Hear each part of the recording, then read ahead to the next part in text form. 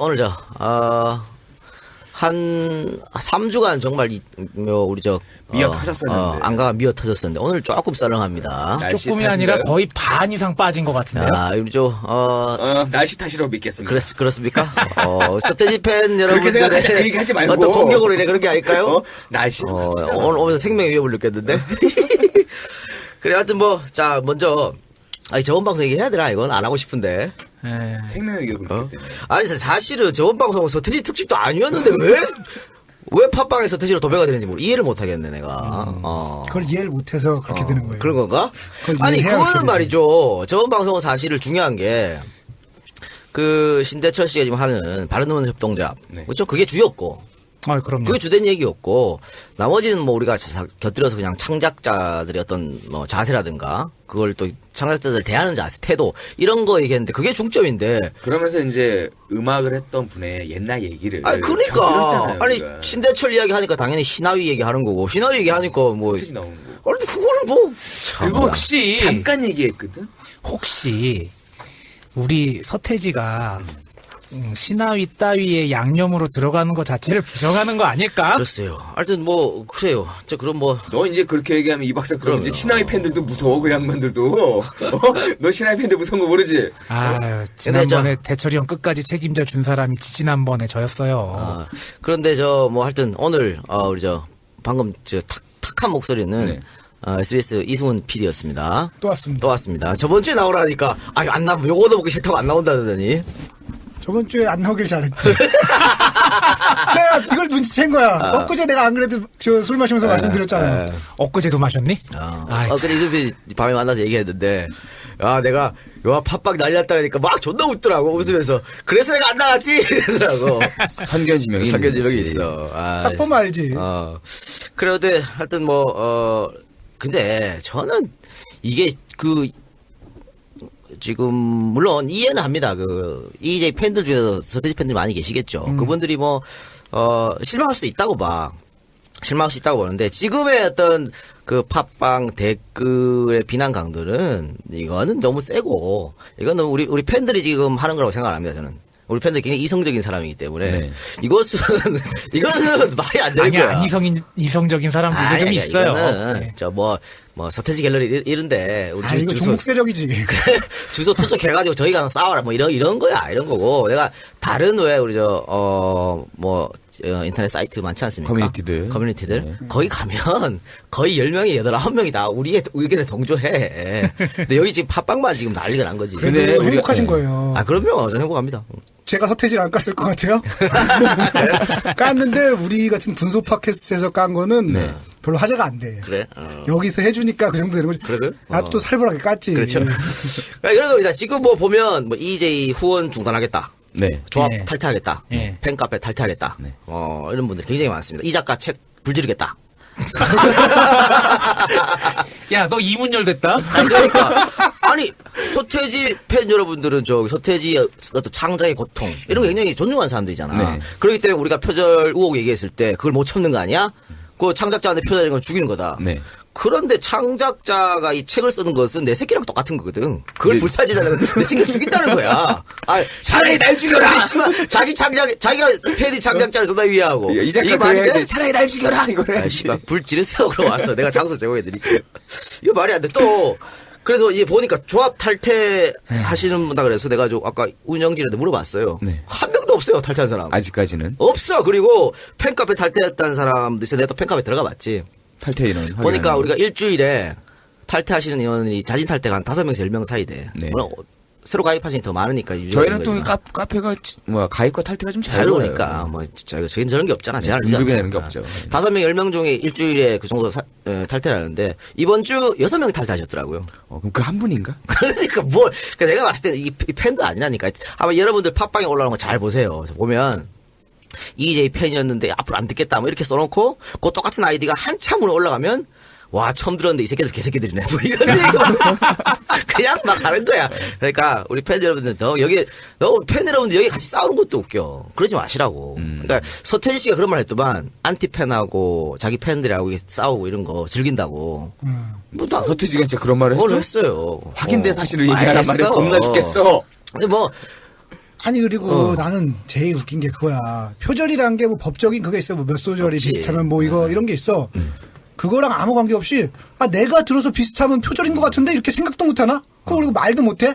난 그런 게 웃기는 거야. 그러니까 아니 그림을 봤는데 그림이 좀 비슷한 것 같아. 그럼 비슷하다 말할 수 있는 거 아니야. 그거를 입을 막는 거자가 제일 웃긴 거지. 아니 비슷하다 그런 걸 비슷하다고 말도 못하게 하면 세상 어떻게 살아가나? 비슷하게 느껴지니까 비슷하다 그런 그래요. 거지. 그래서 우리 사실은 우리나라 가수들 중에 표절 의혹에 자유로운 사람이 잘 없어요. 네. 그러니까 음악이란 그 특수성이 있으니까 이 한계가 있잖아. 치름계. 거기서 뭔가 만들어내야 되니까. 모 가수분께서는 그런 말도 하시더라고요. 비틀즈 이후에 새로운 곡은 없다. 아이 뭐 외국 가수 마이클 잭슨은 뭐 표절에 자유 없나? 마이클 잭슨도 한번 그런 얘기 있었고 뭐 또 많잖아. 외국 가수들 오아시스도 그렇고 유명한 뭐 레드 제플린은 안 그랬어? 우리나라 가수들도 특히 90년대 더 많았어. 레드 제플린 그래서 되게 큰 돈을 물었죠. 그러니까 그런 건데 그 문제는 뭐냐면 당연히 뭐 음악을 많이 듣다 보면은 뭐 좋아하는 가수의 영향을 받을 수도 있겠죠. 네. 근데 서태지의 문제는 뭐냐면 다른 가수들은 한두 곡이 이렇게 문제인데 서태지 음악 발표할 때마다 이런 잡음이 일어나잖아. 그럼 뭐 우연히 계속되면 그게 뭐 우연이라 할 수 있겠어? 근데 물론 내가 오늘 녹음 들어오면서 이 작가가 이렇게 갈까봐 내가 겁이 났어요. 아니 뭘지 이거 왜 정면 돌파라고 그래서 지랄했습니까? 내가 왔잖아. 그래서 내가 왔잖아. 음악에 저 언저리에서 밥 벌어먹고 살고 있는 내가 왔잖아. 그래. 그럼 저 얘기 맙시다. 저쪽으로 갑시다. 딴 얘기는 뭐 다른 곡들은 하지 말고 우리가 다른 곡도 얘기 안 했으니까 난 알아요만 얘기했으니까 난 알아요만 가지고 한번 해봅시다. 뭐 저 스테이지 팬들 항상 말하는 게 이제 장르의 유사성 이 얘기에 일단 자기들도 비슷한 건 아는 거지. 장르의 유사성이라는 변명을 갖고 왔으니까 또 샘플링 원래 샘플링을 쓰면은 그 음반 앨범 표지에서 적어놔야 되는 거 아닌가? 샘플링은 돈 받고 하면 가능하죠. 그러니까 돈 받고 하는데 적을 필요는 없어요? 뭐요? 음반 표지에 샘플링 했다는. 일반적으로 샘플링을 했다 그러면 그럼 얘기할 때 얘기를 하기 때문에 뭐 음반에 적고 이럴 필요까지는 없어요.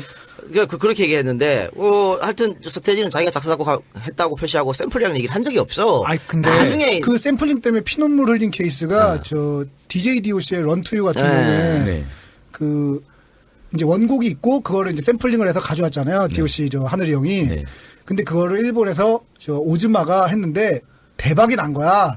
근데 샘플링 문제 있었을 때 본인이 그냥 돈 주고 사오기 그래서 안 했거든. 나중에 후회했지. 그렇지. 그 돈이 너무 얼마인데. 후회했지. 이제 그게 다시 글로 가는 거죠. 그렇죠. 사실 우리나라에서 표절이 법적으로 인정된 것은 그 스스로 인정하든가. 아니면 거의 없어요. 이번에 뭐 CN블루의 외톨이라도 법으로는 저 표절 아닌 걸로 났거든. 네네. 그러니까 근데 우리 대중들은 다들 이거 표절로 생각하잖아. 법적으로 외톨이라도 원곡이 표절 조금 난 경우가 가깝네. 굉장히 드문데 지금 언뜻 생각나는 거는 저 MC몽의 너에게 쓰는 편지라고 린 씨가 피처링한 곡이 있어요. 예. 그거는 그냥 표절 판정이 났거든요. 네. 그거를 제외하고 나면 표절 판정이 난 곡이 거의 없어요. 거의 없다니까. 예. 거의 없고, 근데 CN블루 같은 경우는 음악 전문가도 다 표절이라 그러는데 법적으로는 이게 낫단 말이야. 그러니까 법적인 게 중요한 게 아니고. 그렇지, 법적인 게 중요한 게 아니, 내가 아니지. 들어서 비슷한데 뭘. 그러니까 법적인 거는 최소한의 장치로서 그걸 해놓는 거지. 원작자의 권리를 보호하기 위해서 그렇죠. 해놓는 거죠. 그러니까 특허라든지 이런 것들은 되게 미묘한 부분까지 내놓는 경우가 많지만 음악이라는 건 그러기가 어렵잖아요. 사실 세상에 있는 음계니까.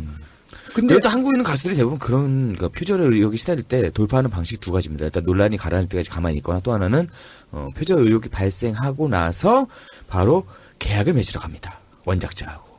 그럴 수도 그렇게 있지. 해서 해결하는 방법이 많이 근데 있죠. 그런 경우는 많지는 않고요. 사실 표절 의혹이 발생하면 요새는 이제 대체로 접죠 그냥.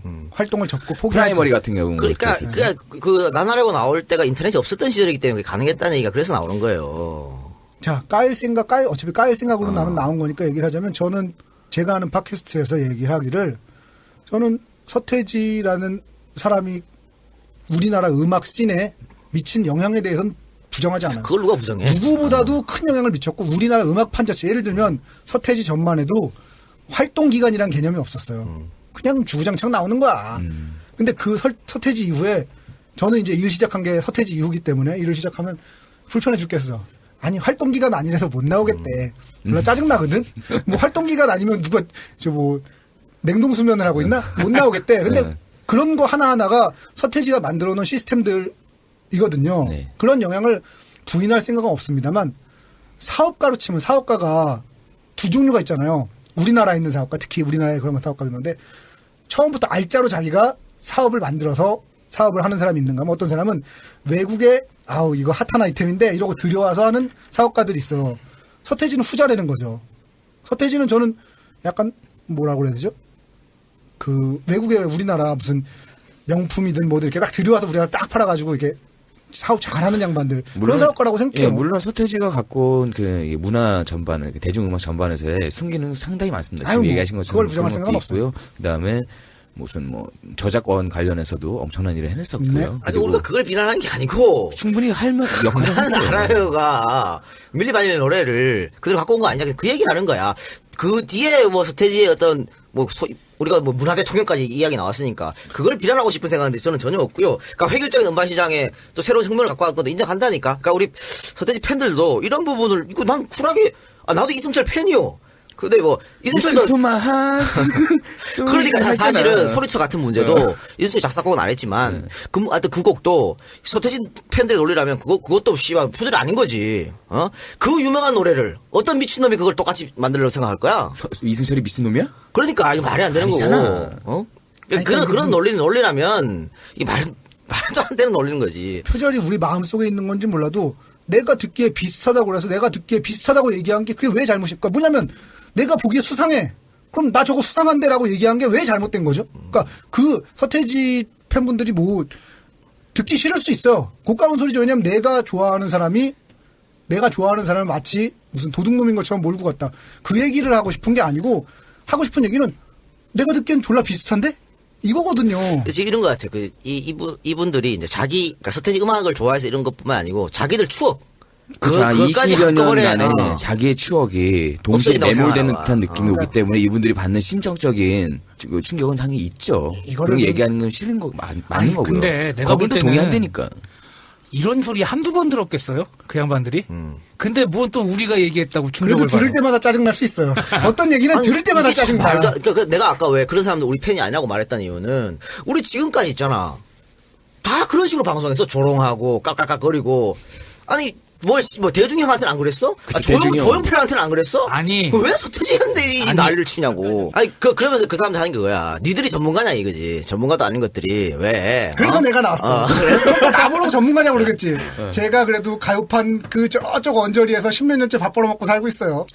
그래요. 그럼 이렇게 한번 얘기합시다. 저는 솔직히요. 대한민국 전문가들, 음악 전문가들 중에 서태지 난 알아요를 표절이라고 깔 수 있는 사람은 없다고 봐. 아니 뭐 까는 이유는? 거는 나는 없다고 봐. 이유는 야, 좆도 아닌 우리한테도 지금 이 난리를 치는데 음악 평론가 무서워서. 박살나게? 그러니까 이 사람들 어떻게 까냐면 표절 의혹이 있다. 표절에 자유로울 수 없다. 돌려간단 말이야. 네. 그러면 이 사람들이 지금 서태지 팬들이 하는 게 전문가 중에 한 명도 없다. 난 알아요를 표절한 사람들이. 근데 있어요, 없어? 지금 신대철은 씨발 전문가 아니야? 그 좋다. 그럼 신대철은 빼자. 그 사람들 말에 의하면 신대철은 서태지가 출세한 거에 대해서 배합하는 사람이니까 그 사람 빼고 김도균도 그랬다고. 백두산에. 거기도 또 배 아파. 거기도 배 아파? 다 배 아픈 거야. 김덕기도 배 아픈 거야. 근데 김도균도 이 말 했다고 김도균 홈페이지 가서 또 박살냈거든? 또 있어. 윤건도 라디오 가갖고 얘기했어요. 네. 그 라디오 가갖고 라디오 게시판 작살해. 결국 윤건도 사과했어 또. 그 양반도 또 줏대가 없이 뭘 또 사과라고 그래. 나 어떡하지? 빨리 나 나온 거 다 잘라줘. 아, 진짜? 나 우리 게시판 어떻게 나 회사원인데. FM 104.5 메가 왜 이래? 여기 기분 좀. 아, 이 사람 참 못쓸 사람이네. 아, 홍보해주는데 왜요? 오기 전에 제가 알고 있는 전문가 통화했습니다. 우리 저 힙합 평론가 김봉현 씨. 네. 김봉현 씨 통화를 했는데 그 양반은 그래. 20년 전이니까 그때는 충분히 그럴 수 있다. 이해는 한다 내가. 이해는 하는데 밀리 바닐리 노래를 들으면 무조건 난 알아요가 생각날 수밖에 없고 밀리 바닐리의 노래가 없었으면 난 알아요는 당연히 없었다. 이렇게 이야기를. 인과관계를 그렇게 분석을 그럼요. 해주신 거죠. 그리고 전혀 있지도 않는데 전혀 유사성이 없는데 이걸 갖고 이제 얘들이 누명을 씌웠다는 것은 이거는 말도 안 된다는 거 이렇게 이야기했어요. 아니, 그러니까 그게 이제 어쨌든 잠깐만. 이거 말을 좀 정리를 네네. 하고. 이 양반은 이제 전문가의 권위를 이용해갖고 이제 우리를 까고 싶은 모양인데. 자, 전문가 몇 명의 이야기를 여러분한테 드렸는데 또 어떻게 생각할지 모르겠네, 여기에 대해서. 전문가니 아니니의 영역에 있는 게 아니고 이거는 제가 이제 요새 자주 인용하는 인지부조화 이론하고 관련이 있어요. 그거예요. 예를 들면 내가 A를 좋아하는데 B가 A를 까. 네. 그럼 B를 싫어하게 되는 거야. 이게 인지부조화 이론이잖아요. 그리고 더 충격인 게 심지어는 비도 좋아하기까지 했던 사람들도 있을 수가 있다는 거지. 그러니까 어느 걸 더 좋아하느냐의 문제인 거예요. 내가 명백히 좋아하는 것 두 개 사이에 문제가 생겼을 때, 네. 아니면 혹은 싫어하는 것 두 개 사이에 문제가 생겼을 때 어느 쪽을 더 까게 되느냐. 이게 인지부조화 이론인데 전형적인 그거예요. 그러니까 서태지가 팬분들한테는 난 그럴 수 있다고 생각해요. 믿음의 영역에 속해 있는 문제인 거예요. 그러니까 서태지를 부정하는 건 자기의 믿음의 부정의 문제인 거예요. 그래서 나는 이번 사태를 보면서 느꼈어. 그 구미에서 박정희 그렇게 하고 이해가 되더라고. 아, 그럼. 조용기 목사가 수모원께서 그렇게 하는 거 이해가 충분히 그럼. 되더라니까. 너무 가시는 거 아니에요? 이 성공한 작가님? 쿠데타는 처벌할 수 없는 거지 뭐. 어? 아니 근데 나는 지금 우리가 이렇게 얘기할 자유가 있는 거 아니냐라고 하듯이 방송을 듣고 실망하신 분들도 팟빵 와서 그렇게 난리칠 권리가 있다고 봐요. 그럼 난리치세요 계속. 네. 그래요.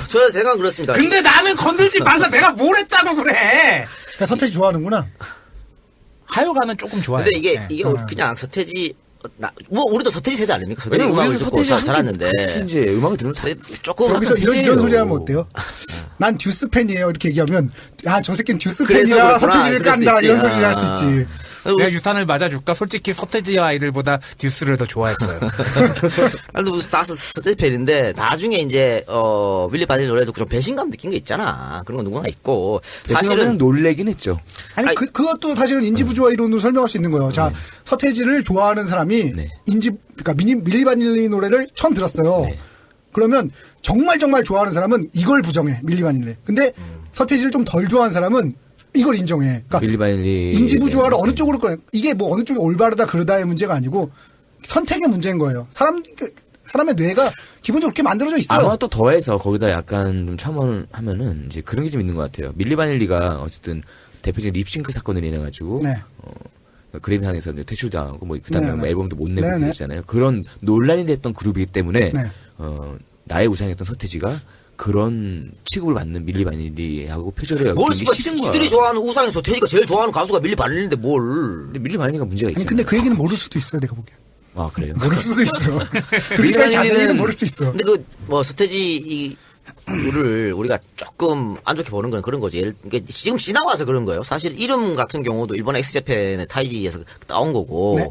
또 이렇게 여러 번 어떤 그런 논란에 휩싸였었고 표절이라 논란에 휩싸였고 그 음악뿐만이 아니고 앨범 표지도 또 휩싸였잖아. 포스터. 한두 번 아니니까 얘기하는 그러니까 거고. 서태지 또 지금 이게 밀리 바닐레 노래 제목이 뭐야? Girl You Know It's True. 이거랑 나는 알아. 제목도 똑같잖아. 근데 저는 좀 더 이해 안 가는 게 나중에 서태지의 데모 음악이 나왔어요. 데모 음악에 밀리 바닐리의 앞에 랩 가사를 똑같이 썼거든, 갖다가. 그러고 나서 나중에 그 밀리 바닐리 랩 가사 빼고 이제 우리말 가사를 덮어 씌운 거 빼고 쓰는 거지. 네. 그 이거 나왔을 때는 야 이제는 서태지 팬들이 뭐라 못 그러겠다 그러거든. 근데 이제도 지금 그러고 있어. 그럼 여기서 자 밀리 바닐리 랩 가사랑 난 알아요 랩 가사 한번 들어보고 갑시다. 이래도 이제 못 알아? 어? 아니 그래도 이런 거 보면 뭐예요? 왼쪽에 그 그림을 딱 놓고 네. 자기는 여기 오른쪽에 그림을 보고 살짝만 변형한 거야. 그 서태지 씨를 위해 변호를 조금 하자면 사실 우리나라 80년대에서 90년대 초반은 지금 우리가 이제 중국 비웃잖아요. 중국에서 별걸 다 따라한다고. 그거를 비웃을 수 없는 그런 그렇죠. 시기라면 예를 들면 천국이었지. 무슨 마이마이니 이런 카세트 테이프 전자제품부터 시작해서 새우깡 네. 뭐 빼빼로 다 일본 과자잖아요. 그렇죠.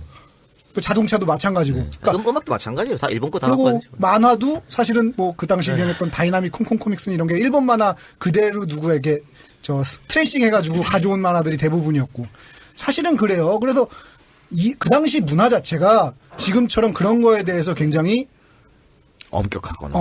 까거나 이런 분위기는 없었어. 아니었던 건 맞아요. 근데 그게 그런 시대였다고 해서 그게 아닌 건 아니거든요. 이제 와서 빼빼로가 일본과 물론 빼빼로 데이는 우리나라에서 생긴 건데 일본에 포키데이도 생겼다고 그러더라고. 역수출인데? 빼빼로가 표절이 아닌 건 아니거든. 빼빼로는 표절이야. 새우깡도 표절이고 누가 봐도 똑같은데. 그렇죠. 그건 그 당시는 사회 분위기가 그랬기 때문에 그럴 수도 있다고 인정은 할 수 있어요. 하지만 그게 아닌 건 아니라는 거죠. 그러니까 그 세대의 산물인 거는 아니 확실히. 그러니까 지금 저 착각하시는 게 그 나나라가 나오자마자 표절 논란이 불거지지 않았어요. 아무도 그 이게 이후에 문제가 안 지났지. 됐어. 한참 지나고 이게 95년도에 서태지가 컴백홈 들고 나오면서 네. 표절이 제기됐거든. 그럼 이 시대는 언제 시냐면 나훈우리 천리안 나올 때야. 그러니까 지금의 뭐 어떤 인터넷 비슷한 게 나와서 네. 이제 많은 분들이 이제 자기 알고 있는 거를 다 공유를 하면서 나온 거야. 나온 근데 음악 좀 거거든. 듣자마자 그렇지. 그러니까 그 신대철 씨가 말한 그게 맞다니까. 그러니까 지금에 만약에 나나라가 이렇게 나왔으면 당연히 비판받고 지금과 같은 그런 서태지 신화가 이루어지지 않았다는 거 얘기하는 겁니다. 그러니까 나나라가 없었으면 지금 서태지가 있었을까요? 물론 불가능하다고 보거든. 그러니까 어쨌든 전문가니 뭐니 얘기하지만 누가 말해도 인정 안 해요. 아마 서태지 씨 본인이 얘기를 해도 저는 이렇게 얘기할 거라 봐요. 서태지 씨 본인이 그거 저 참고해서 한 거 맞다라고 얘기를 해도 저 나쁜 놈들 때문에 핍박받아가지고 얘기했다 이렇게 얘기할 거예요. 그건 뭐 그러니까 이런 걸 가지고 사실은 저는 얘기하는 건 답이 없다고 생각. 아니, 답이 없는 왜냐하면 거지. 이거는 의견의 영역에 있을 수밖에 없는 거거든요. 그대로 트레이싱해서 따오지 않는 이상 조금만 바꿔도 그건 표절이 아니고 아이디어를 참고했을 뿐이다 하면 할 말 없는. 왜냐하면 이건 오피니언의 영역에 있는 문제이기 때문에. 그때 오피니언 가지고 지금 싸우자 그러면 뭐 답이 없죠. 이건 어차피. 또 주장하시는 게 이겁니다. 다른 사람들도 다 표절했는데. 근데 다른 사람들 표절을 했다고 해서 뭐 서태지가 뭐 저게 됩니까? 면책이 되나? 딴 사람이 표절했다고 서태지가 표절 안 한 건 아니라는 거지. 근데 그 말도 사실은 코믹한 게 이미 1번과 2번 주장이 명백하게 배치되고 그렇지. 있어요. 그래서 그런 거야. 근데 지금 보면은 뭐 신대철도 했다, 무슨 뭐 부활도 했다, 뭐 별게 다 올라오더라고. 심지어 신중현도 했다 올라오더라고. 뭐 그러니까 그거랑 뭐 상관이냐고. 1번에는 표절을 안 했다고 주장하면서 그렇지. 2번에는 표절을 했다고 인정하고 있는 거거든 사실은 보면. 그것도 말이 안 돼. 또 그러니까 하나 니들이 있습니다. 자격이 없다는 얘기겠지 뭐. 나는 곡을 쓴 적이 없는데. 아니 그러니까 자격은 그 누가 자리에 있어? 그런 게스트로 걸 신대철이 또- 나왔기 때문에 그런 얘기가 나왔을 수도 있어요. 니들은 내가 이름과 보기에는 논할 자격이 문자르트가 없다. 가서 까도 답 없어. 또 이런 주장이 있습니다. EJ 팬들 중에 서태지 팬이 있는데 그 사람들 정서를 왜 생각 안 해요? 이거 뭔 말이에요? 씨. 나 진짜 이걸 알다가도 모르겠네. 해석 좀 아니, 해봐. 그분들 정서를 생각해서 우리가 할 걸 안 해야 되나? 어? 그런가 봐요. 이 작가를 되게 자비롭고 마음 넓은 사람으로 아시는 것 같은데 이 개새끼 진짜 쓰레기예요. 아유 진짜 이거는 아니 우리 EJ 팬들 중에서도 뭐 박정희 좋아하는 사람도 있을 수도 있는데 그분들 생각해서 우리가 하면 안 되는 건가? 자 좋습니다. 서태지와 아이들 팬들을 무시한 처사라고 칩시다. 그러면은 듀스 팬도 인정해줘야 되고 레드 제플린 팬도 인정해줘야 되고 뭐 롤링스톤즈 팬도 인정해줘야 되고 마이클 잭슨 팬도 인정해줘야 되고 레이디 가가 팬도 인정해. 그거 다 언제 배려하나? 그건 배려가 아닌 거죠. 하여튼 뭐 요런 지금 몇 가지 해가지고 지금 계속 도돌이표예요. 도돌이표고 저 이제 EJ 서태지 이제 반대측 팬들 근데 이제 반대 주장하는 거지. 그래서 계속 싸우는 거야. 야, 참 이 사람들 참 열정이 대단하다. 근데 이런 논란이 이게 새로운 게 아니에요. 어떤 유명 게시판에서 만약 이런 일이 또 제기가 되면 이 패턴으로 또 똑같이 이루어집니다. 야 팟빵 EJ 그 댓글란이 유명 게시판이 돼버린 거야. 야, 우리가 지금 아니 이게 어. 부먹 찍먹하고 똑같은 거야. 답이 없는 거야 어차피. 그러니까 아니 20년 아니 내가 진짜 뭐 우리가 지금 이런 이야기를 2000년대만 했다고 내가 이해를 하겠어. 2014년이야. 서태지 데뷔하고 나는데 23년이 지났다고. 23년이 지났고 그 팬들이 이제 소녀 팬도 아니고 30대 후반 40대 아저씨가 다 됐는데 왜 아직도 이걸 아니 가지고 그래서 우리가 그 부분은 인정하는 겁니다. 그분들이 평생을 서태지 팬으로 살아왔던 그 기간 동안 가졌던 감정은 이해를 하는데 아니, 그거는 별개로 그 힘을 갖다가 이번에 뭐 서태지 콘서트 뭐 매진도 안 됐다면서 거기다가 매진을 하세요. 판도 좀 팔아주고 왜 이런 데다가 쓸데없이 힘을 쏟아. 참 정말 서태지를 위하는 게 뭔지 이렇게 하면 서태지가 좋아할까? 이렇게 하면 우리 지금 EJ 팟빵 댓글이 4만 1,000개를 다가갑니다. 압도적입니다. 압도적. 다른 거 한 100개를 더 해도 안 돼. 어? 돈도 안 되는데 그것만 많아지고 있다. 야, 그 정리편한테 뭐 있나 그거 포인트 있으면 좋겠는데. 그래요. 아유 재밌어. 하여튼 뭐 여러분들의 뭐 우리 EJ 팬들 중에서 써봐신다고 생각하시는 분들한테는 뭐 그럴 수도 있다고 보고, 근데 EJ 한 번도 듣지 않은 분들이 이거 가지고 저 좌표 찍어가지고 넘어와가지고 하는 것은 그러지 마세요. 그 서태지 얼굴에 먹칠하는 겁니다. 그리고 먹칠하는 이제 거고. 와서 들어보시면 몇 개 더 좋은 게 있으니까요. 열심히 들어주세요. 그게 그러면. 그 갑자기 또 지지난주 방송과 연관지어서 얘기하면 제가 연출 정지 먹은 사건 아시죠? 모르겠어요. 몰라요. 그러니까 그 해철이 형 프로그램 하다가 네. 고스트 스테이션 하다가 연출 정지를 먹었었어요. 방송 전과자는 아 그럼 어떤 거였어요? 그때 그 카텔 연합이라고 있습니다. 그게 뭐냐면 이제 WS501, 동방신기, 그다음에 슈퍼주니어 이름만 들어도 무시무시한데. 그 새 팬클럽 분들이 네.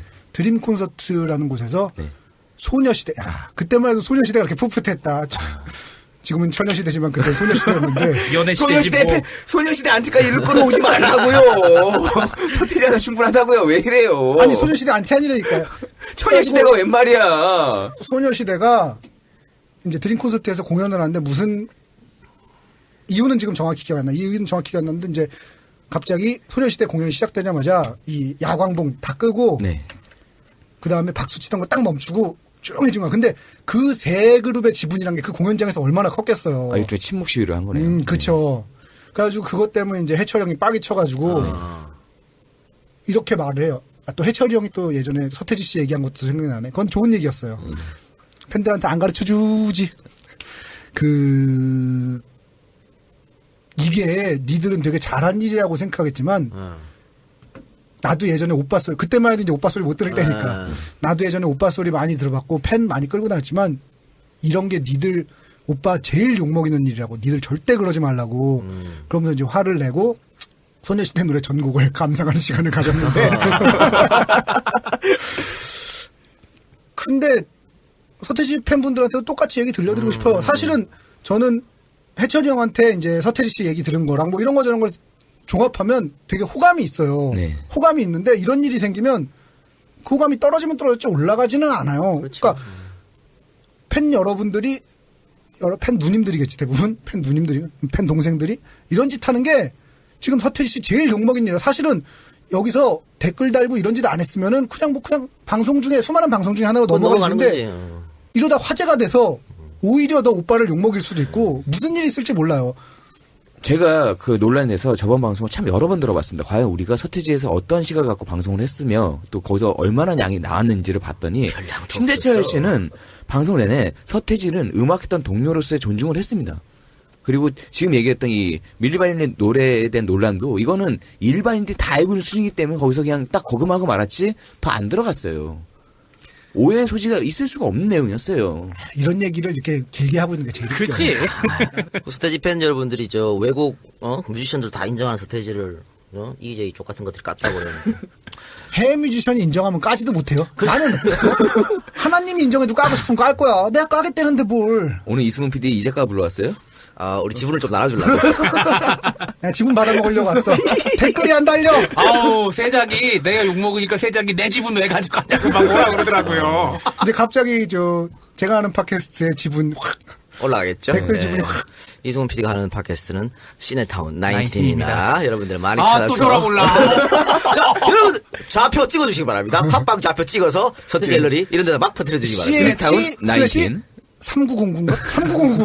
몰라, 알지도 몰라. 알아서 찾아가요. 알아서 잘 찾아가니까 그렇게 해주시기 바라겠습니다. 이제 서태지가 더 할 얘기 있습니까 혹시? 야, 정부를 30분을 잡아먹었다. 있습니까? 이제 서태지 팬들이 이제 나가시겠네요. 나가시는데 네. 웬만하면 끝까지 한번 들어보세요. 끝까지 한번 들어보시고 나갈 분들은 나가시고. 아니, 애초부터 처음부터 안 들을 수도 있어요. 이렇게 텍스트로 요약한 걸 보고. 그거만 갖고 근데 사실 들어야지. 또 그런 게 있어요. 제가 라디오에서 일을 하니까 그런 일이 있어요. 그러니까 심의위원들은 보통 심의를 텍스트로 보잖아요. 네. 이제 방송에도 이제 가고 이러는데 텍스트로 보면 이렇게 죽일 놈이 없다. 그렇지. 나도 내 방송을 텍스트로 보고 깜짝 놀랐어. 아니 이거 PD 새끼 미친 새끼 아니야. 근데 내 방송이 알고 보니까 이게 말하는 거로 듣는 거랑 텍스트로 보는 거랑 되게 다르거든. 예를 들면 이 작가 미친 거 아니야, 씹새끼 이러면 이걸로 보면 그냥 농담인 걸 알잖아요. 근데 텍스트로 보면 보면 이 작가 미친 거 아니야, 이승훈이는 씹새끼. 진짜 이동영을 존나 싫어하는구나. 이렇게 되는 거죠. 그 텍스트에 무서운 건데 서태지 팬분들 중에서도 텍스트로 접해서 흥분하신 분들도 있을 거라고 저는 생각해요. 물론 아닌 분들이 대부분이겠지만 그런 부분도 있습니다. 그래요. 알겠습니다. 예전에 왜 김바위 씨한테 김바다? 김바다겠지. 김바위는 김바위 좀 그만 좀. 나 김바위 알았어. 그만 좀 김바위, 지켜야지. 인정. 신원호 좋아했어. 그 당시에는 구경달. 광물성 이름이 많았어. 금광욱, 김광욱. 이게 사람 이름인지 광물 이름인지. 아, MBC 정령. 야, 하기룡 있고. MBC 하기룡. 하기룡, 오영일, 오영일, 그렇죠. 뭐, 네, 많이 김건우, 심재원. 약간 심재원. 근데 그 화려한 멤버를 가지고 등신들은 왜 한 번도 우승을 못했을까? 그만해 이 새끼야. 그래도 우리나라 야구사에 몇 안 되는 한국말 이름을 가진 그렇죠. 청룡. 아, 유일하지 않습니까?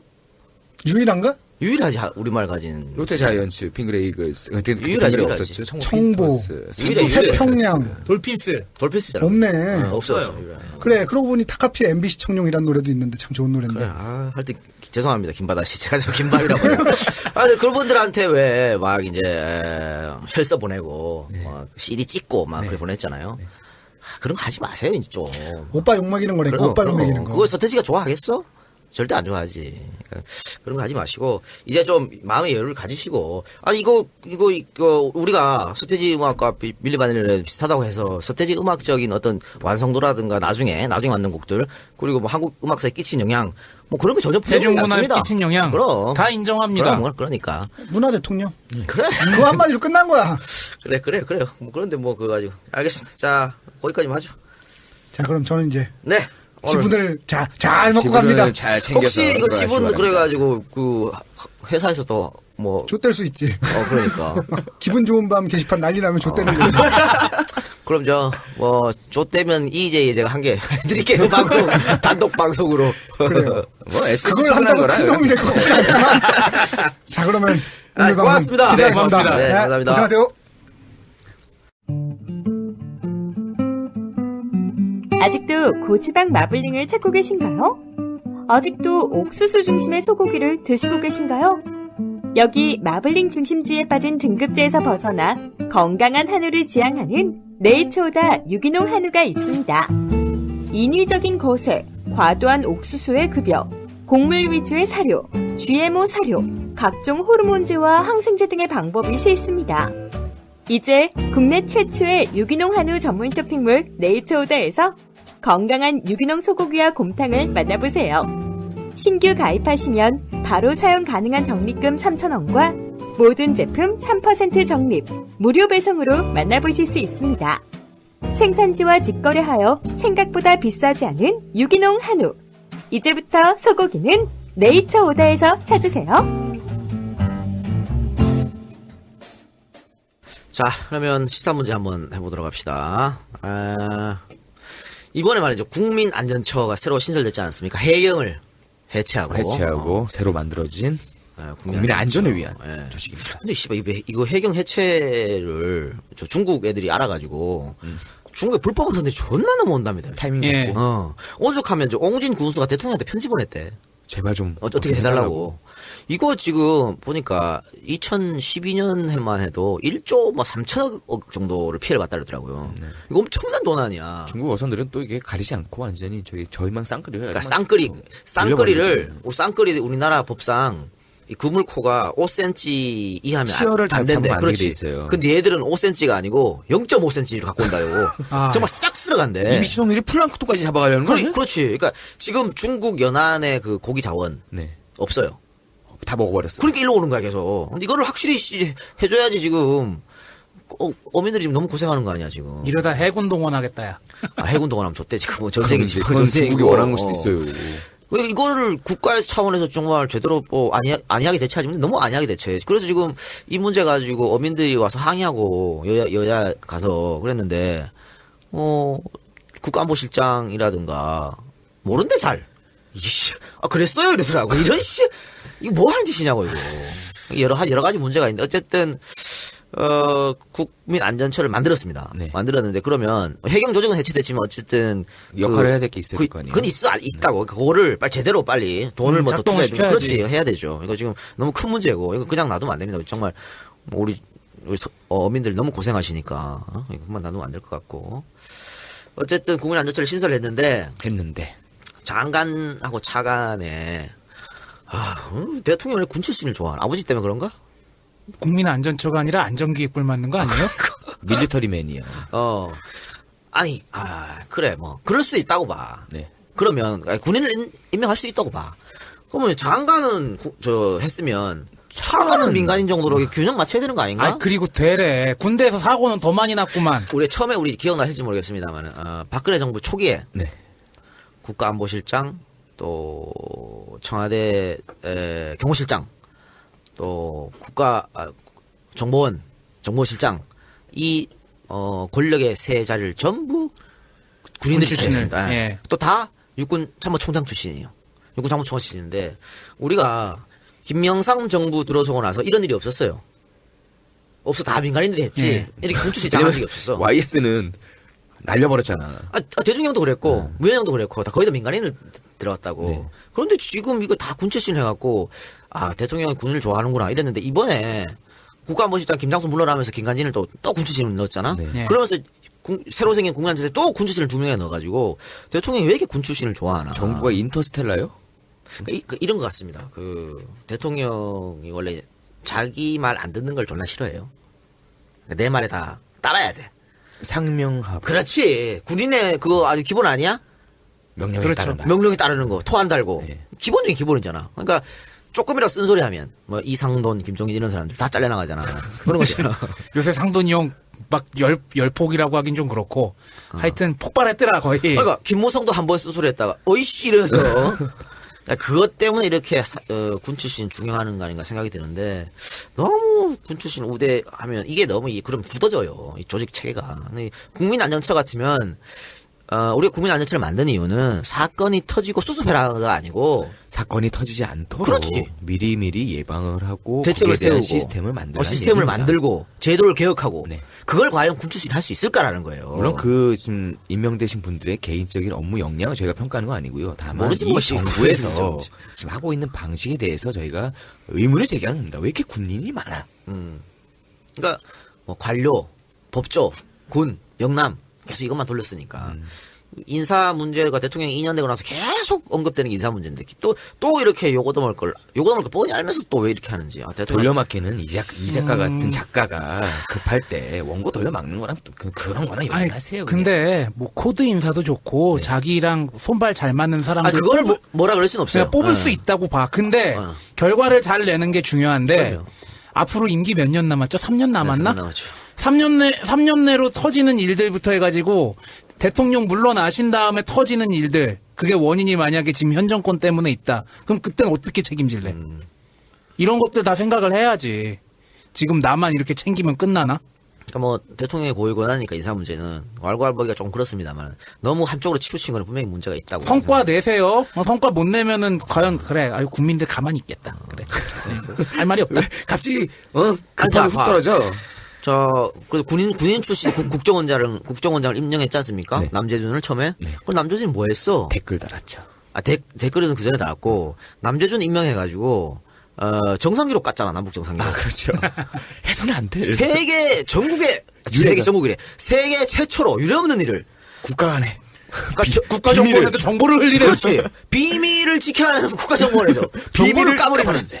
이런 일을 벌였잖아. 이게 능력이 있는 사람이냐고. 또 국가안보실장이라고 하는 김장수 씨는 세월호 사건이 일어나니까 청와대가 컨트롤타워 아니라고. 있다고 소리를 하고. 이런 사람들이 자기 말만 듣는 사람 안 치러니까 이런 일이 일어나는 겁니다. 새로운 어떤 발상들만 보여주고 있습니다. 그러니까 문제가 예를 터졌을 때 대통령하고 어떤 토론하고 논쟁할 수 있는 사람, 네. 쓴소리 할 수 있는 사람, 이런 사람이 좀 필요한데 지금 그런 사람이 전혀 안 보인다고 하는 거죠. 그래서 비판을 하는 거고. 또 하나 보면 요즘에 새정치연합에서 좀 획기적인 예. 그럼 집안 욕을 엄청나게 얻어먹고 있는 정책을 내놨습니다. 뭔가요? 신혼부부한테 집 한 채씩 준다. 진짜? 그러니까 이게 결혼해야겠다. 이렇게 된 김에 이렇다면 결혼한다. 그러니까 이게 새정치연합이 참 바보들이야. 이게 지금 방금 제가 이렇게 말했잖아요. 집 한 채씩 준다. 누가 봐도 공짜로 준다거든. 그치. 어디만 들으면. 어디만 공짜로 준다거나. 그러니까 사람들이 반발하는 거야. 돈이 어디 있는데? 니들 씨뭐 어떡하려고 이거를. 포퓰리즘 아니야? 안 그래도 요즘에 홍준표 어쩌고저쩌고 나오는데. 그러니까 이거 얻어먹는 거거든. 근데 사실은 이게 공짜로 주는 게 아니에요. 아니죠. 임대료를 내는 거야. 그쵸. 우리 이 박사 임대료 내고 있잖아. 그럼요. 그것처럼 임대료 내고 임대주택에 들어가는 거거든. 근데 구호를 이렇게 잡아서 바보처럼 이 좋은 정책을 갖고 얻어먹게 하는 거거든. 임대 아파트를 우선적으로 공급해 주겠다.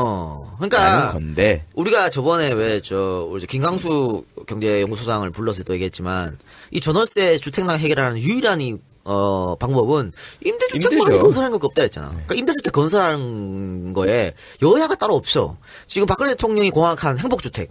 그것도 결국은 임대주택이거든. 그렇죠. 그래놓고 지금 2년 동안 아무것도 안 하고 있지만.